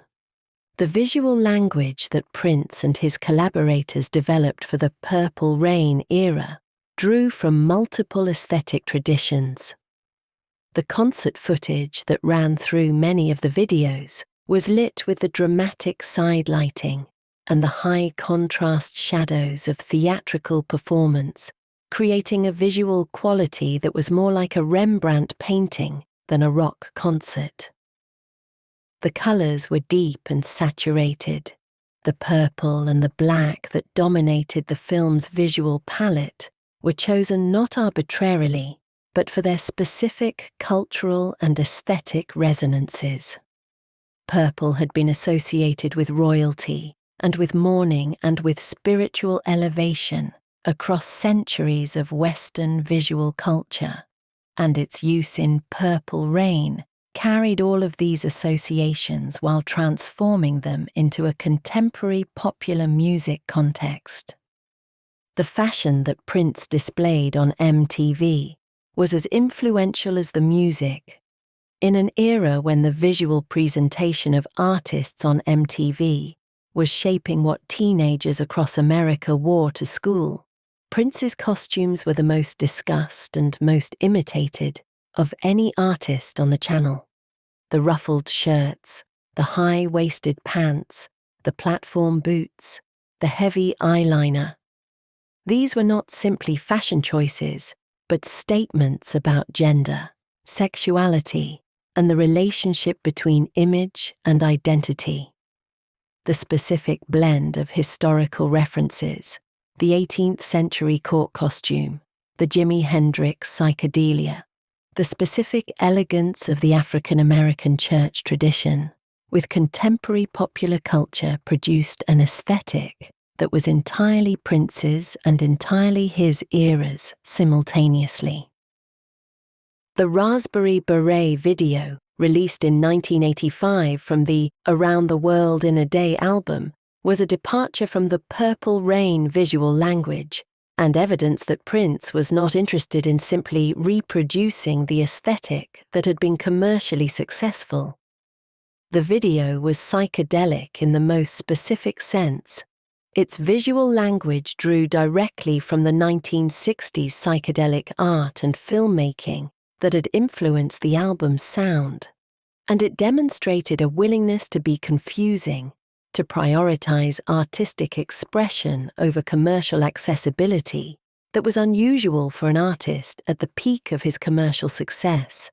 Sheila E.'s The Glamorous Life and A Love Bizarre videos brought the Minneapolis aesthetic to MTV with a slightly different visual sensibility, one that emphasized performance over narrative, that put the live musician at the center of the visual frame rather than the constructed scenario, and that demonstrated the physical energy of the sound in ways that studio-based videos could not. Sheila E. performing on congas and timbales, while the Minneapolis Sound played around her, was a visual argument about the relationship between the music's electronic precision and its human physical energy. The argument that the machine-driven rhythms of the Minneapolis Sound were made to be danced to, that the body was not an optional accessory to the experience, but its point. The Times appearances on MTV, both in their own videos and in the Purple Rain film clips that the channel played repeatedly, established Morris Day's persona as one of the era's most distinctive visual presences. Day's self-presentation, the elaborate suits, the mirror held for self-admiration, the comic pomposity, was a critique of and an homage to the visual culture of R&B celebrity simultaneously. He was playing a character, and the character was both a specific human being and an abstraction of a certain kind of black masculine display. Janet Jackson's entry into MTV's rotation through the Jam and Lewis productions extended the Minneapolis Sound's visual presence to include a female artist in a role of undeniable creative authority. The Control and What Have You Done For Me Lately videos were built around Jackson's performance of her own liberation.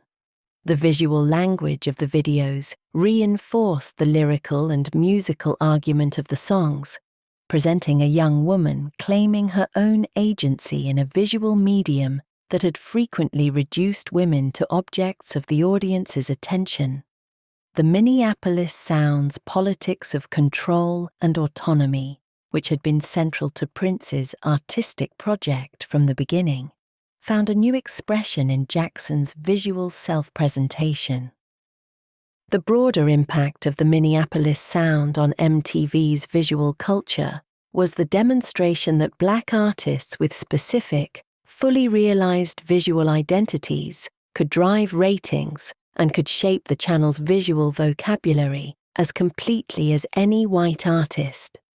In the years following Prince's breakthrough on the channel, the diversity of visual language on MTV expanded significantly, not simply in the racial diversity of the artists who appeared, but in the range of aesthetic approaches, visual traditions, and cultural references that the channel's programming drew from. The Minneapolis Sound's insistence on controlling its own visual presentation, on treating the image as an extension of the creative vision rather than as an afterthought, contributed to a general elevation of the visual standards that the channel applied to everything it played. The Sign of the Times concert film, released in 1987 and directed by Prince himself, demonstrated that the Minneapolis Sound could sustain a full-length film document of live performance at the highest level of cinematic craft. The film was shot in 2 days at Antwerp's Sportpaleis, with additional studio footage filmed at Paisley Park, and Prince edited it himself over several months. The result was a record of a performance that was both documentary and art. A film that showed what the Minneapolis Sound looked like when it was delivered by musicians who had spent years developing these arrangements and who performed them with the precision and the energy of people who understood exactly what they were doing. The visual language of Sign of the Times, the film, was more intimate than the theatrical grandeur of the Purple Rain era. The lighting was warmer, the camera closer to the performers, the editing less concerned with spectacle than with the specific quality of attention that live performance demands. The film documented Sheila E. as a performer of extraordinary capability. The scenes of her playing timbales and congas while leading the band were among the most visually compelling performance documents of the decade. It documented Wendy Melvoin's guitar playing in close-up, allowing the audience to see the specific physical relationship between the guitarist and the instrument that concerts made visible, but that most film documents of performance treated as incidental. The Batman soundtrack of 1989, which Prince made in response to the Tim Burton film, was his most commercially successful record since Purple Rain, and also his most overtly commercial production, a set of songs designed to serve a film's promotional needs while also being genuinely good enough to function as a standalone album. The result was, characteristically, something that exceeded what the brief demanded. Bat Dance, the lead single, was a bizarre and compelling piece of music that incorporated samples from the film's dialogue, shifting instrumental textures, and a performance energy that made its commercial calculation invisible. Party Man was a party record in the most direct sense, big, bright, designed to be played loud in a large space. Scandalous was a ballad of genuine beauty that had little obvious connection to Batman's narrative, but that demonstrated Prince's ability to write and perform music of simple emotional power, regardless of the context. The Batman's success demonstrated a dimension of Prince's commercial intelligence that was sometimes obscured by his reputation for artistic uncompromise. He understood the entertainment industry's commercial logic thoroughly, could operate within it when he chose to, and was capable of delivering commercial product of high quality on demand. The choice not to operate within that logic routinely was a choice, not a limitation. He could make a blockbuster soundtrack. He simply preferred, in most circumstances, to make what he wanted to make. The visual legacy of the Purple Rain film extended well beyond the 1984 to 85 period when it was in first release. The film created a specific visual vocabulary for the Minneapolis Sound, the deep purples and blacks, the dramatic side lighting, the combination of concert footage and narrative drama that shaped how subsequent visual documents of the sound were made and how audiences perceived it. When contemporary artists reference the Minneapolis Sound visually, it is often through this specific aesthetic that they make the reference, demonstrating the depth of the film's contribution to the visual culture of the era. The sound spreads national and global reach. By the mid-1980s, the Minneapolis Sound had done what regional music scenes dream of doing and rarely accomplish. It had ceased to be a regional sound and had become a national one and then a global one. The specific characteristics that Prince and his circle had developed in the clubs and studios of Minneapolis, the drum machine precision, the synth-centered arrangements, the guitar that crossed rock and funk, the vocal flexibility, the gender-bending visual presentation, were audible in recordings made in Los Angeles and London and New York, in cities that had their own established music industries and their own aesthetic traditions. The channels through which the Minneapolis sound spread were the standard channels of commercial music dissemination, radio airplay, MTV rotation, album sales, and touring. But the speed and completeness of the spread suggested that the sound was filling a specific need, satisfying a specific appetite that the existing music being made in those other cities had not addressed. The need was for music that was simultaneously electronic and physical, that acknowledged the centrality of synthesizers and drum machines in contemporary production, without abandoning the specifically bodily experience of music that funk and R&B had always provided. The late 1970s and early 1980s had seen an explosion of synthesizer-based music, the new wave and synth-pop that dominated MTV's early rotation, that was often cerebral and emotionally cool, that prioritized texture and structure over the kind of danceable physicality that Black popular music had always emphasized. The Minneapolis Sound offered a synthesis, music that had the electronic sophistication of new wave production combined with the physical urgency and emotional directness of the best funk. This synthesis was exactly what was needed, and the music industry recognized it as such.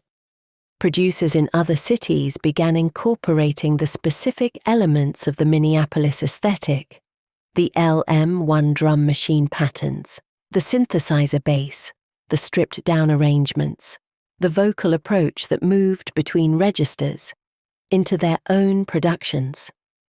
The influence was sometimes direct, sometimes indirect, sometimes unconscious, but it was pervasive. By 1986, a significant portion of what was being made in mainstream pop and R&B production incorporated elements that had been developed in Minneapolis. The global dimensions of the sound spread were visible most clearly in the United Kingdom, where the music industry had its own relationship to the hybrid of electronic sophistication and physical rhythm that the Minneapolis Sound represented. British artists who were developing sounds in the space between new wave and funk, Sade, Fine Young Cannibals, Simply Red, drew from the Minneapolis aesthetic in ways that produced music that was recognizably different from both the American original and the British traditions these artists came from. In Japan, where Prince's music found an enthusiastic audience throughout the 1980s, the Minneapolis Sound's influence was visible in the electronic pop production that was developing independently, but in dialogue with American and British trends. The Japanese music industry had its own version of the hybrid electronic and funky production that characterized the Minneapolis Sound, and the two developed in parallel and in conversation with each other across the decade. The touring that Prince undertook in support of 1999 and Purple Rain was central to the international spread of the sound, because live performance demonstrated dimensions of the music that recordings could not fully convey. The 1999 tour of 1982 to 83 and the Purple Rain tour of 1984 to 85 were elaborate theatrical productions that traveled across North America and internationally, presenting the Minneapolis Sound in the context of a complete performance experience that included elaborate staging, costume, choreography, and the specific energy of live music performed at the highest level of professional craft. The Purple Rain Tour, which ran for nearly 9 months and included more than 90 performances, was documented and discussed in ways that amplified the music's influence beyond what the album and film alone could achieve. People who attended the shows, in Minneapolis and New York and Los Angeles and Chicago and London and Tokyo, described them as transformative experiences, as the best concerts they had ever seen, as events that changed their understanding of what popular music performance could be. These descriptions circulated through the music industry and through the broader culture in ways that shaped how other artists thought about their own live performances.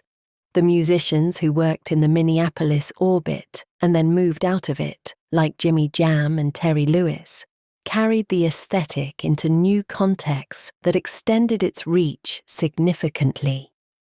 The productions that Jam and Lewis made for Janet Jackson and for other artists they worked with through the mid and late 1980s reached audiences across the globe who had not encountered the Minneapolis Sound through Prince's own recordings.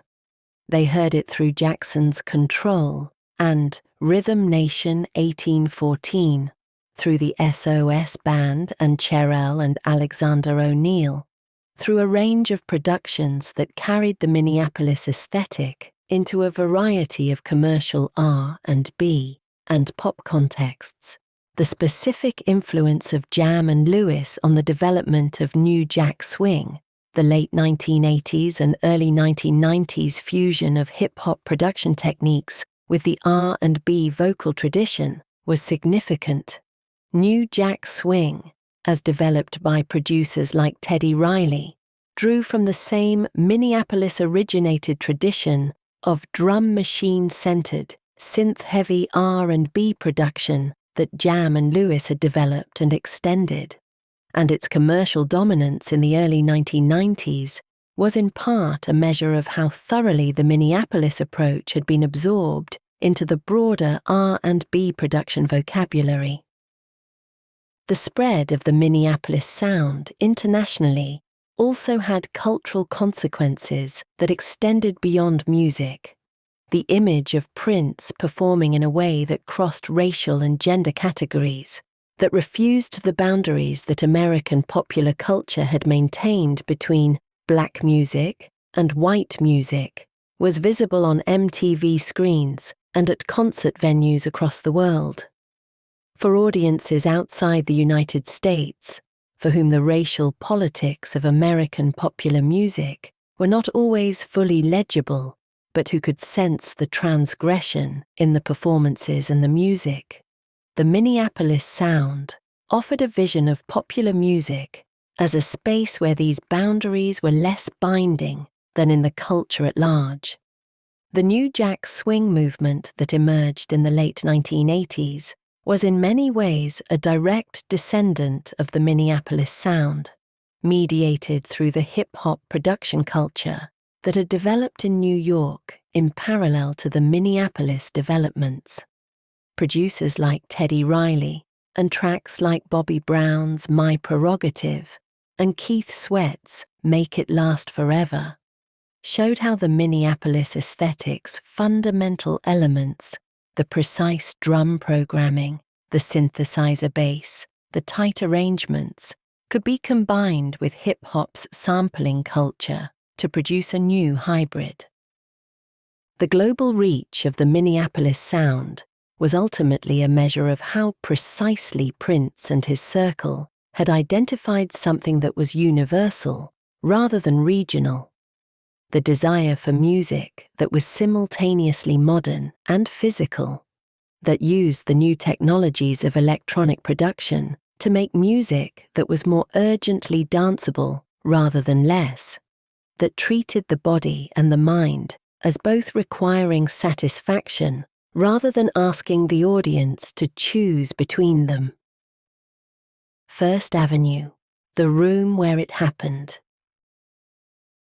Any account of the Minneapolis Sound that does not spend time inside First Avenue is incomplete. The club, a converted Greyhound bus station at the corner of 7th Street and First Avenue North in downtown Minneapolis, was the physical center of the scene, the room where the Minneapolis Sound was tested against live audiences, where the musicians who made it developed their performance craft, and where the specific culture that surrounded and sustained the music was most fully expressed. The building had opened as a bus terminal in 1937. Its Art Deco architecture, the large interior space, the high ceilings, the loading bays that had served buses and now served bands, giving it a physical character that was both distinctive and practically suited to the needs of a music venue. It became a nightclub in 1970 under various names and was purchased in 1981 by Alan Fingerhut, who renamed it First Avenue and established the management culture that would make it central to the Minneapolis music scene for decades. The club operated on a philosophy of regional inclusivity, giving Minnesota bands stages alongside national touring acts, building an audience for local music alongside the music that came from outside. Prince's relationship with First Avenue was central to the mythology of the Minneapolis Sound and was literally built into the story of Purple Rain. The film used the club as its primary performance setting, filming several of the concert sequences with real First Avenue audiences, and the club's exterior, its distinctive black facade covered in white stars bearing the names of artists who had performed there, became one of the most recognizable images associated with the sound. The stars on the wall included Prince's name, and the specific star that bore it became a site of mourning and tribute in the weeks following his death in 2016, as crowds gathered outside the building to leave flowers and candles and handwritten messages. The performances that Prince gave at First Avenue across the late 1970s and early 1980s were the formative events of the Minneapolis Sound's live culture. He played the club regularly, sometimes with advance notice and sometimes with none, sometimes as a headliner and sometimes as a guest with other artists. The performances were, by the accounts of those who witnessed them, unlike what was happening on any other stage in the city.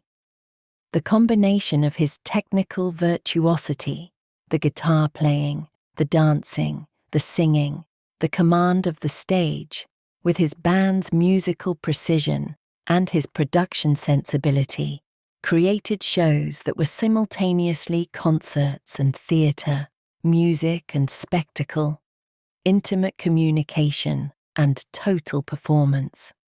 The club also served as a laboratory for the wider Minneapolis scene. The Time played First Avenue regularly in the years following their emergence, their shows combining Morris Day's theatrical persona with the band's musical tightness to produce a performance experience that was entirely their own. The musicians who passed through the scene, some of whom would eventually work with Prince directly, others who developed parallel careers, developed their craft on First Avenue stages in the specific way that live performance in a demanding room develops craft, through trial and error, through the immediate feedback of an audience that knew its music and had strong opinions about what it was hearing. The culture that developed around First Avenue in the early 1980s was a genuine subculture, with its own dress codes, its own social rituals, its own celebrities, the regulars who were present at every significant night and who served as the scene's social memory, its own hierarchy of cool that was organized around musical knowledge and performance credibility rather than simple fame.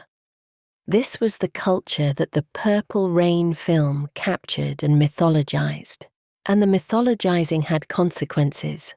The club became, after the film's release, a destination for visitors to Minneapolis who wanted to encounter the physical space where the mythology had been born. The physical experience of being in First Avenue for a significant show, the crowd density, the smell of the room, the particular quality of the sound system in that specific space, the way the lighting interacted with the architecture, was not simply incidental to the Minneapolis Sound. It was the condition under which the music was performed and received, the environment that shaped both the musicians and the audience. The music was made in studios and released through the commercial distribution system, but it was lived in clubs like First Avenue, and the life it had in those clubs was a different and, in some ways, more essential dimension of what it was. The connection between the live music culture centered on First Avenue and the recorded music that came out of the Minneapolis scene was continuous and reciprocal. The recording shaped what bands attempted to do on stage. The live performances shaped what was brought back into the studio and refined.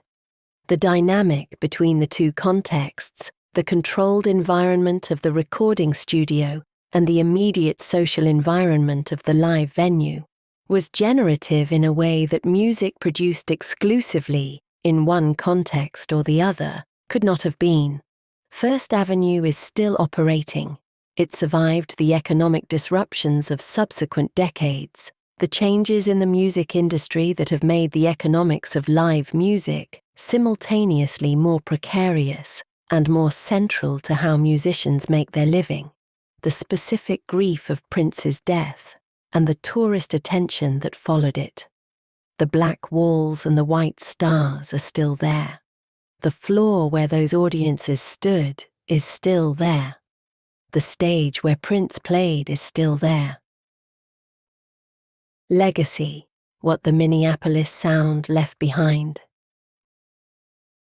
Prince released his last studio album, Hit and Run Phase 2, in December 2015. He died at Paisley Park on April 21, 2016, from an accidental fentanyl overdose. He was 57 years old. He had been making music with the same intensity and the same frequency that had characterized his entire career. The posthumous releases and archival discoveries that have followed his death have demonstrated that the vault at Paisley Park contained, at the time of his death, a body of unreleased work whose quantity and quality suggest a creative output that never diminished, never became routine, never abandoned the standards that he had set for himself in the first years of his career. The scale of the legacy that Prince left, in terms of the influence of his music and the Minneapolis Sound on the subsequent history of popular music, is difficult to overstate. The specific aesthetic that he and his circle developed in Minneapolis across the late 1970s and 1980s became, over the following decades, one of the most widely influential production paradigms in popular music, absorbed, transformed, and redeployed by artists who were born after Purple Rain was released, and who encounter the Minneapolis Sound as a tradition rather than a contemporary development. The most direct inheritors of the Minneapolis Sound aesthetic are the artists who explicitly acknowledge Prince's influence and whose music demonstrates that acknowledgement at the level of production. The drum machine patterns, the synthesizer work, the guitar that crosses funk and rock, the vocal flexibility across registers. Janelle Monáe, whose music from The Arch Android through Dirty Computer has been described as the most complete continuation of the Prince tradition in contemporary music, draws from the Minneapolis aesthetic in a way that is deep rather than superficial, not sampling or referencing, but rebuilding the aesthetic from its foundational elements in a contemporary context. Bruno Mars, whose commercial peak in the mid-2000s produced albums that were organized around the same funk-pop synthesis that Prince had pioneered in the 1980s, has acknowledged Prince's influence extensively. Uptown Funk, the enormous commercial success of 2014, was built on a production that drew from the Minneapolis Sound's specific techniques: the drum pattern, the synthesizer bass, the tight arrangement, the horn-like synth hits in the spaces of the arrangement, while updating them for a contemporary production context. The song's commercial success demonstrated that the Minneapolis aesthetic, translated into contemporary production terms, retained its commercial power 40 years after Prince had first developed it. Lizzo, the Minneapolis-born artist whose commercial breakthrough in the late 2000s built on a foundation of funk, pop, and hip-hop, explicitly located herself within the Minneapolis musical tradition, describing Prince as a foundational influence and acknowledging the specific character of the city's musical culture as a shaping force in her own development. The fact that she came from Minneapolis was not incidental to her music's character. The city's tradition of integrated musical culture, its specific way of combining funk and pop and rock and electronic production, was audible in what she made.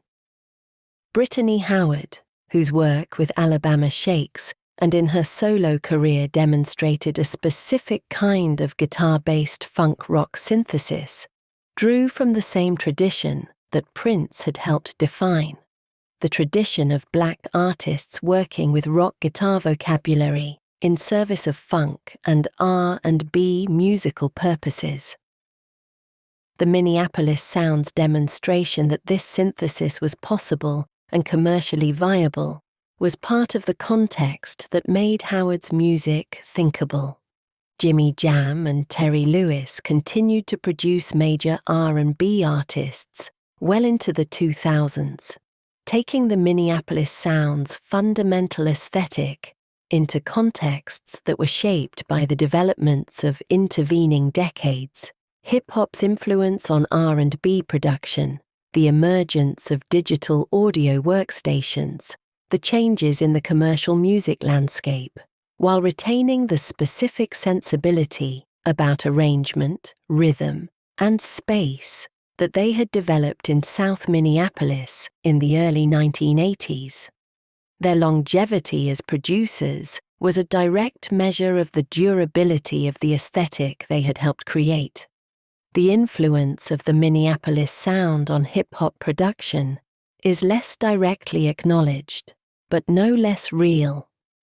The drum machine culture that Prince and his circle developed, the specific approach to using programmed percussion as a compositional element rather than simply a convenience, was absorbed into hip-hop's production aesthetic in ways that are difficult to trace precisely because they became so thoroughly integrated into the foundations of the form.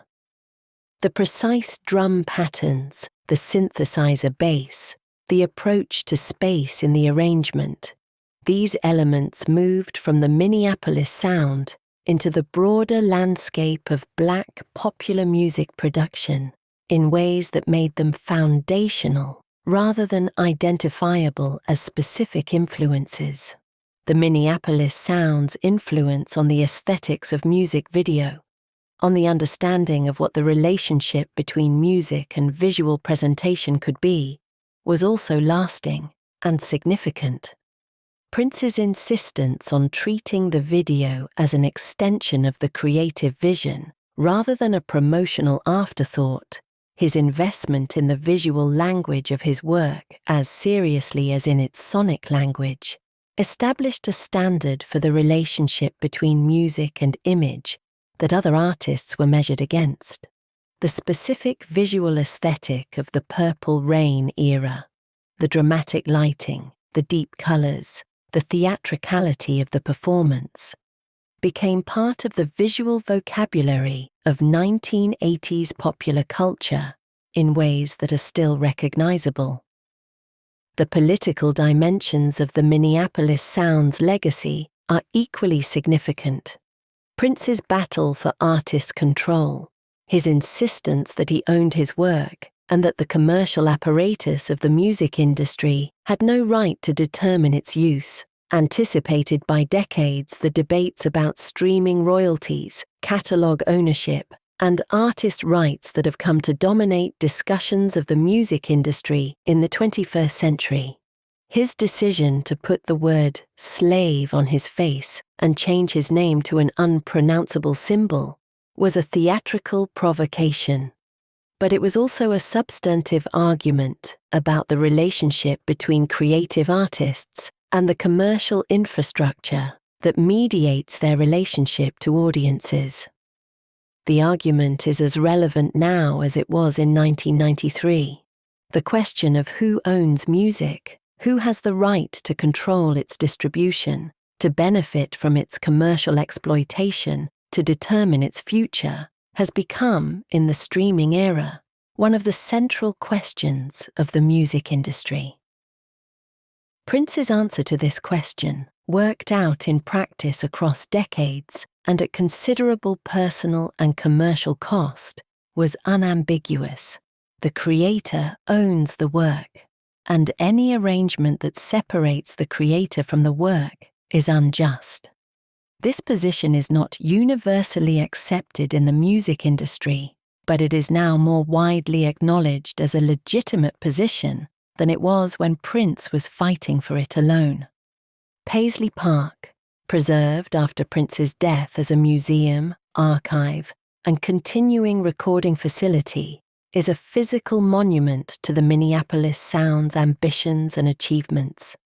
Visitors to the facility can see the rooms where the music was made, the mixing boards, the instruments, the recording equipment, and encounter the artifacts of a creative life that was devoted, with unusual completeness, to making music on its own terms. The vault at Paisley Park continues to yield recordings, and the ongoing management of Prince's posthumous releases has sustained his presence in contemporary popular music in ways that few artists' estates have achieved. The city of Minneapolis has engaged with its musical legacy in ways that reflect both pride and complexity. The Minneapolis Sound is recognized as a significant cultural contribution that originated in the city and the institutions of the city's cultural life, its music venues, its arts organizations, its museums, have worked to document and celebrate it. But the story of the Minneapolis Sound is not simply a feel-good narrative of local creativity made good. It is also a story about race, about the specific conditions that allowed Black artists in a majority-white city to develop a distinctive aesthetic, and about the commercial machinery of the national music industry and its relationship to that creativity. The full story is more complex and more interesting than the simple narrative of genius and success. What Prince and his circle created in Minneapolis across the 1980s was, in retrospect, one of the most significant developments in the history of popular music, a synthesis of electronic and organic, of funk and rock, of Black musical tradition and white mainstream accessibility, of artistic control and commercial ambition, that produced music of extraordinary quality and influence. The Minneapolis Sound was the product of a specific place and a specific moment, and it could not have been made anywhere else or at any other time. But its influence transcended its origins, spreading across the world and across the decades that followed, shaping how popular music sounds and what it can mean in ways that are still being worked out. The music continues, in the studios and clubs of Minneapolis, in the recordings that fill the vault at Paisley Park, in the work of the artists who learned from it and extended it and made it their own. The Minneapolis Sound is still alive, not as a historical artifact, but as a living tradition, still generating new work, still offering new artists a way of thinking about the relationship between the electronic and the organic, the precise and the expressive, the controlled and the free. The battle that Prince waged with Warner Brothers through the 1990s was one of the most public and protracted conflicts between an artist and a major label in the history of the music industry, and it deserves more than a footnote. The conflict was not simply about royalty rates or release schedules, though it involved both. It was about the fundamental question of what a recording contract meant, whether it constituted the sale of an artist's work or a license of it, whether the label's ownership of the master recordings was permanent or conditional, and whether an artist who had generated hundreds of millions of dollars in revenue for a company was entitled to control the commercial exploitation of the work that had generated that revenue. Prince's position was clear and consistent. He owned his music, regardless of what the contract said, because a contract that transferred ownership of someone's creative expression to a corporation in exchange for distribution and marketing services was, at its foundation, a form of coercion rather than a genuine transaction. The power differential between a young musician and a major label was so extreme. The label had legal resources, industry knowledge, and commercial leverage that no individual artist could match, that any contract signed under those conditions could not be considered a genuine exercise of free will. The name changed to an unpronounceable symbol, the love symbol, a combination of the male and female gender symbols with additional elements, was Prince's way of making this argument viscerally rather than verbally. He could not be called by his name because his name was owned by Warner Brothers. He would be called by something that could not be spoken, that required description rather than pronunciation, that reminded everyone who referred to him that the normal relationship between a person and their name had been disrupted by a corporate claim. The period between 1993 and 1996, when the symbol was Prince's public identity, was one of the most creatively productive of his career. He released Gold Experience in 1995, one of his strongest albums, and continued to produce at the pace that had always characterized his working life. He released music through methods designed to root around Warner Brothers' control: fan club releases, limited pressings, internet distribution in the very early days of that technology. He was, in the specific context of the mid-1990s, one of the first major artists to think seriously about the internet as a distribution channel that could bypass the label system. When his Warner Brothers contract expired in 1996, he reverted to using his name. The name change had served its purpose. It had made the argument, kept it in public view, and forced the music industry to confront questions about artist ownership that it preferred to avoid. The argument did not immediately change the industry's standard practices, but it planted seeds that the following decades of industry disruption, Napster, iTunes, streaming, would eventually force into the open. The posthumous management of Prince's recorded legacy has been one of the most carefully attended to operations of its kind in the music industry. The vault at Paisley Park, whose contents continue to be gradually released through agreements between his estate and streaming platforms, has already produced albums and singles that demonstrate the consistent quality of his unreleased work. The 2016 release of Piano and a Microphone, 1983, a recording of Prince alone at a piano and microphone in 1983, was one of the most intimate documents of his creative process available, showing the songwriter at work with minimal mediation, the song taking shape in real time, the voice and the instrument in direct contact. The scale of the vault's contents, the estimates of hundreds of unreleased recordings, including completed albums and film soundtracks and concert recordings and studio experiments, means that the posthumous release program will likely continue for decades. This is both a gift and a complexity. The gift of new music from an artist who is gone. The complexity of decisions about what to release, in what order, with what curatorial framing. The choices made by those managing the estate will shape how Prince is understood by future generations who did not experience his work in real time. The City After Midnight.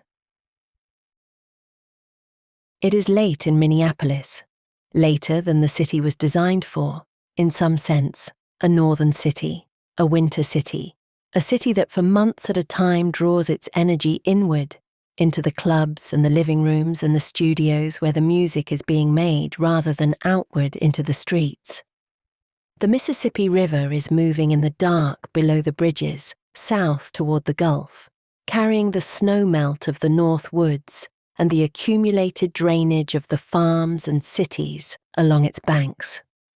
The river does not care about the music.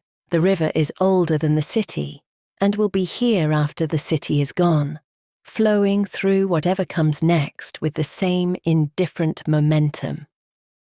But the city cares about the music.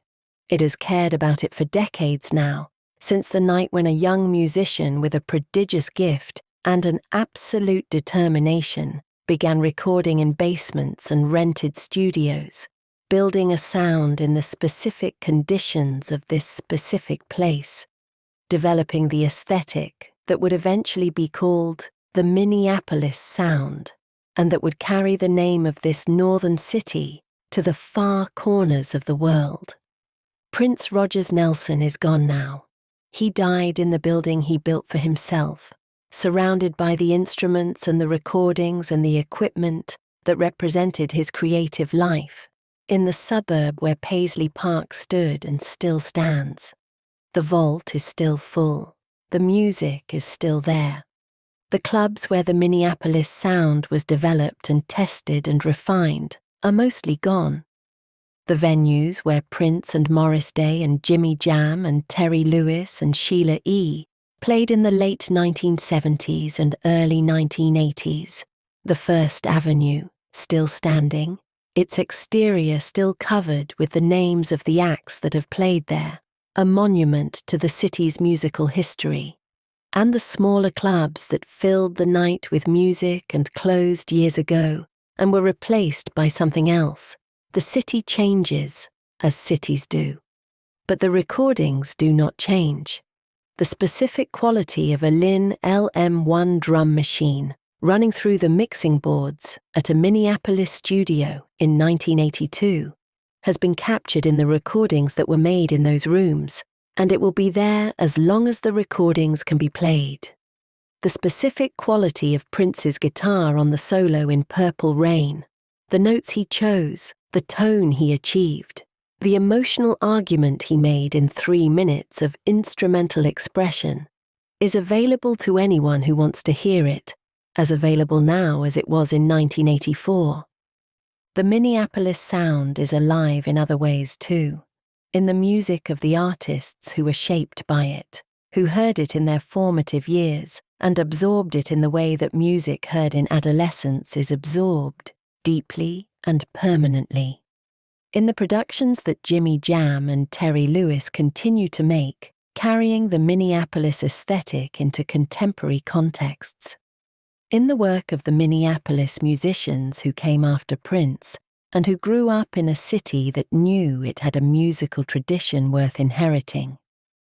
In Lizzo, who grew up in Minneapolis and whose music carries the specific character of a city that learned to mix funk and pop and rock and electronic production in ways that were not taught in any school, but absorbed through the culture of the place. In the many contemporary R&B and pop producers who have absorbed the flight time production sensibility so thoroughly that they deploy it without identifying it as Minneapolis, as a tradition, as something that came from a specific place and a specific time. The death of Prince on April 21, 2016, was a different kind of cultural event from the deaths of other major artists, and the difference was partly a matter of the unfinishedness of what he left behind. Most artists who die after long careers leave a complete body of work. The albums are finished. The creative arc is traceable from beginning to end. Prince left an enormous body of finished work, and an equally enormous body of work that the public had never heard. The vault at Paisley Park was full when he died. It is still being opened, still releasing music into the world years after the man who made it is gone.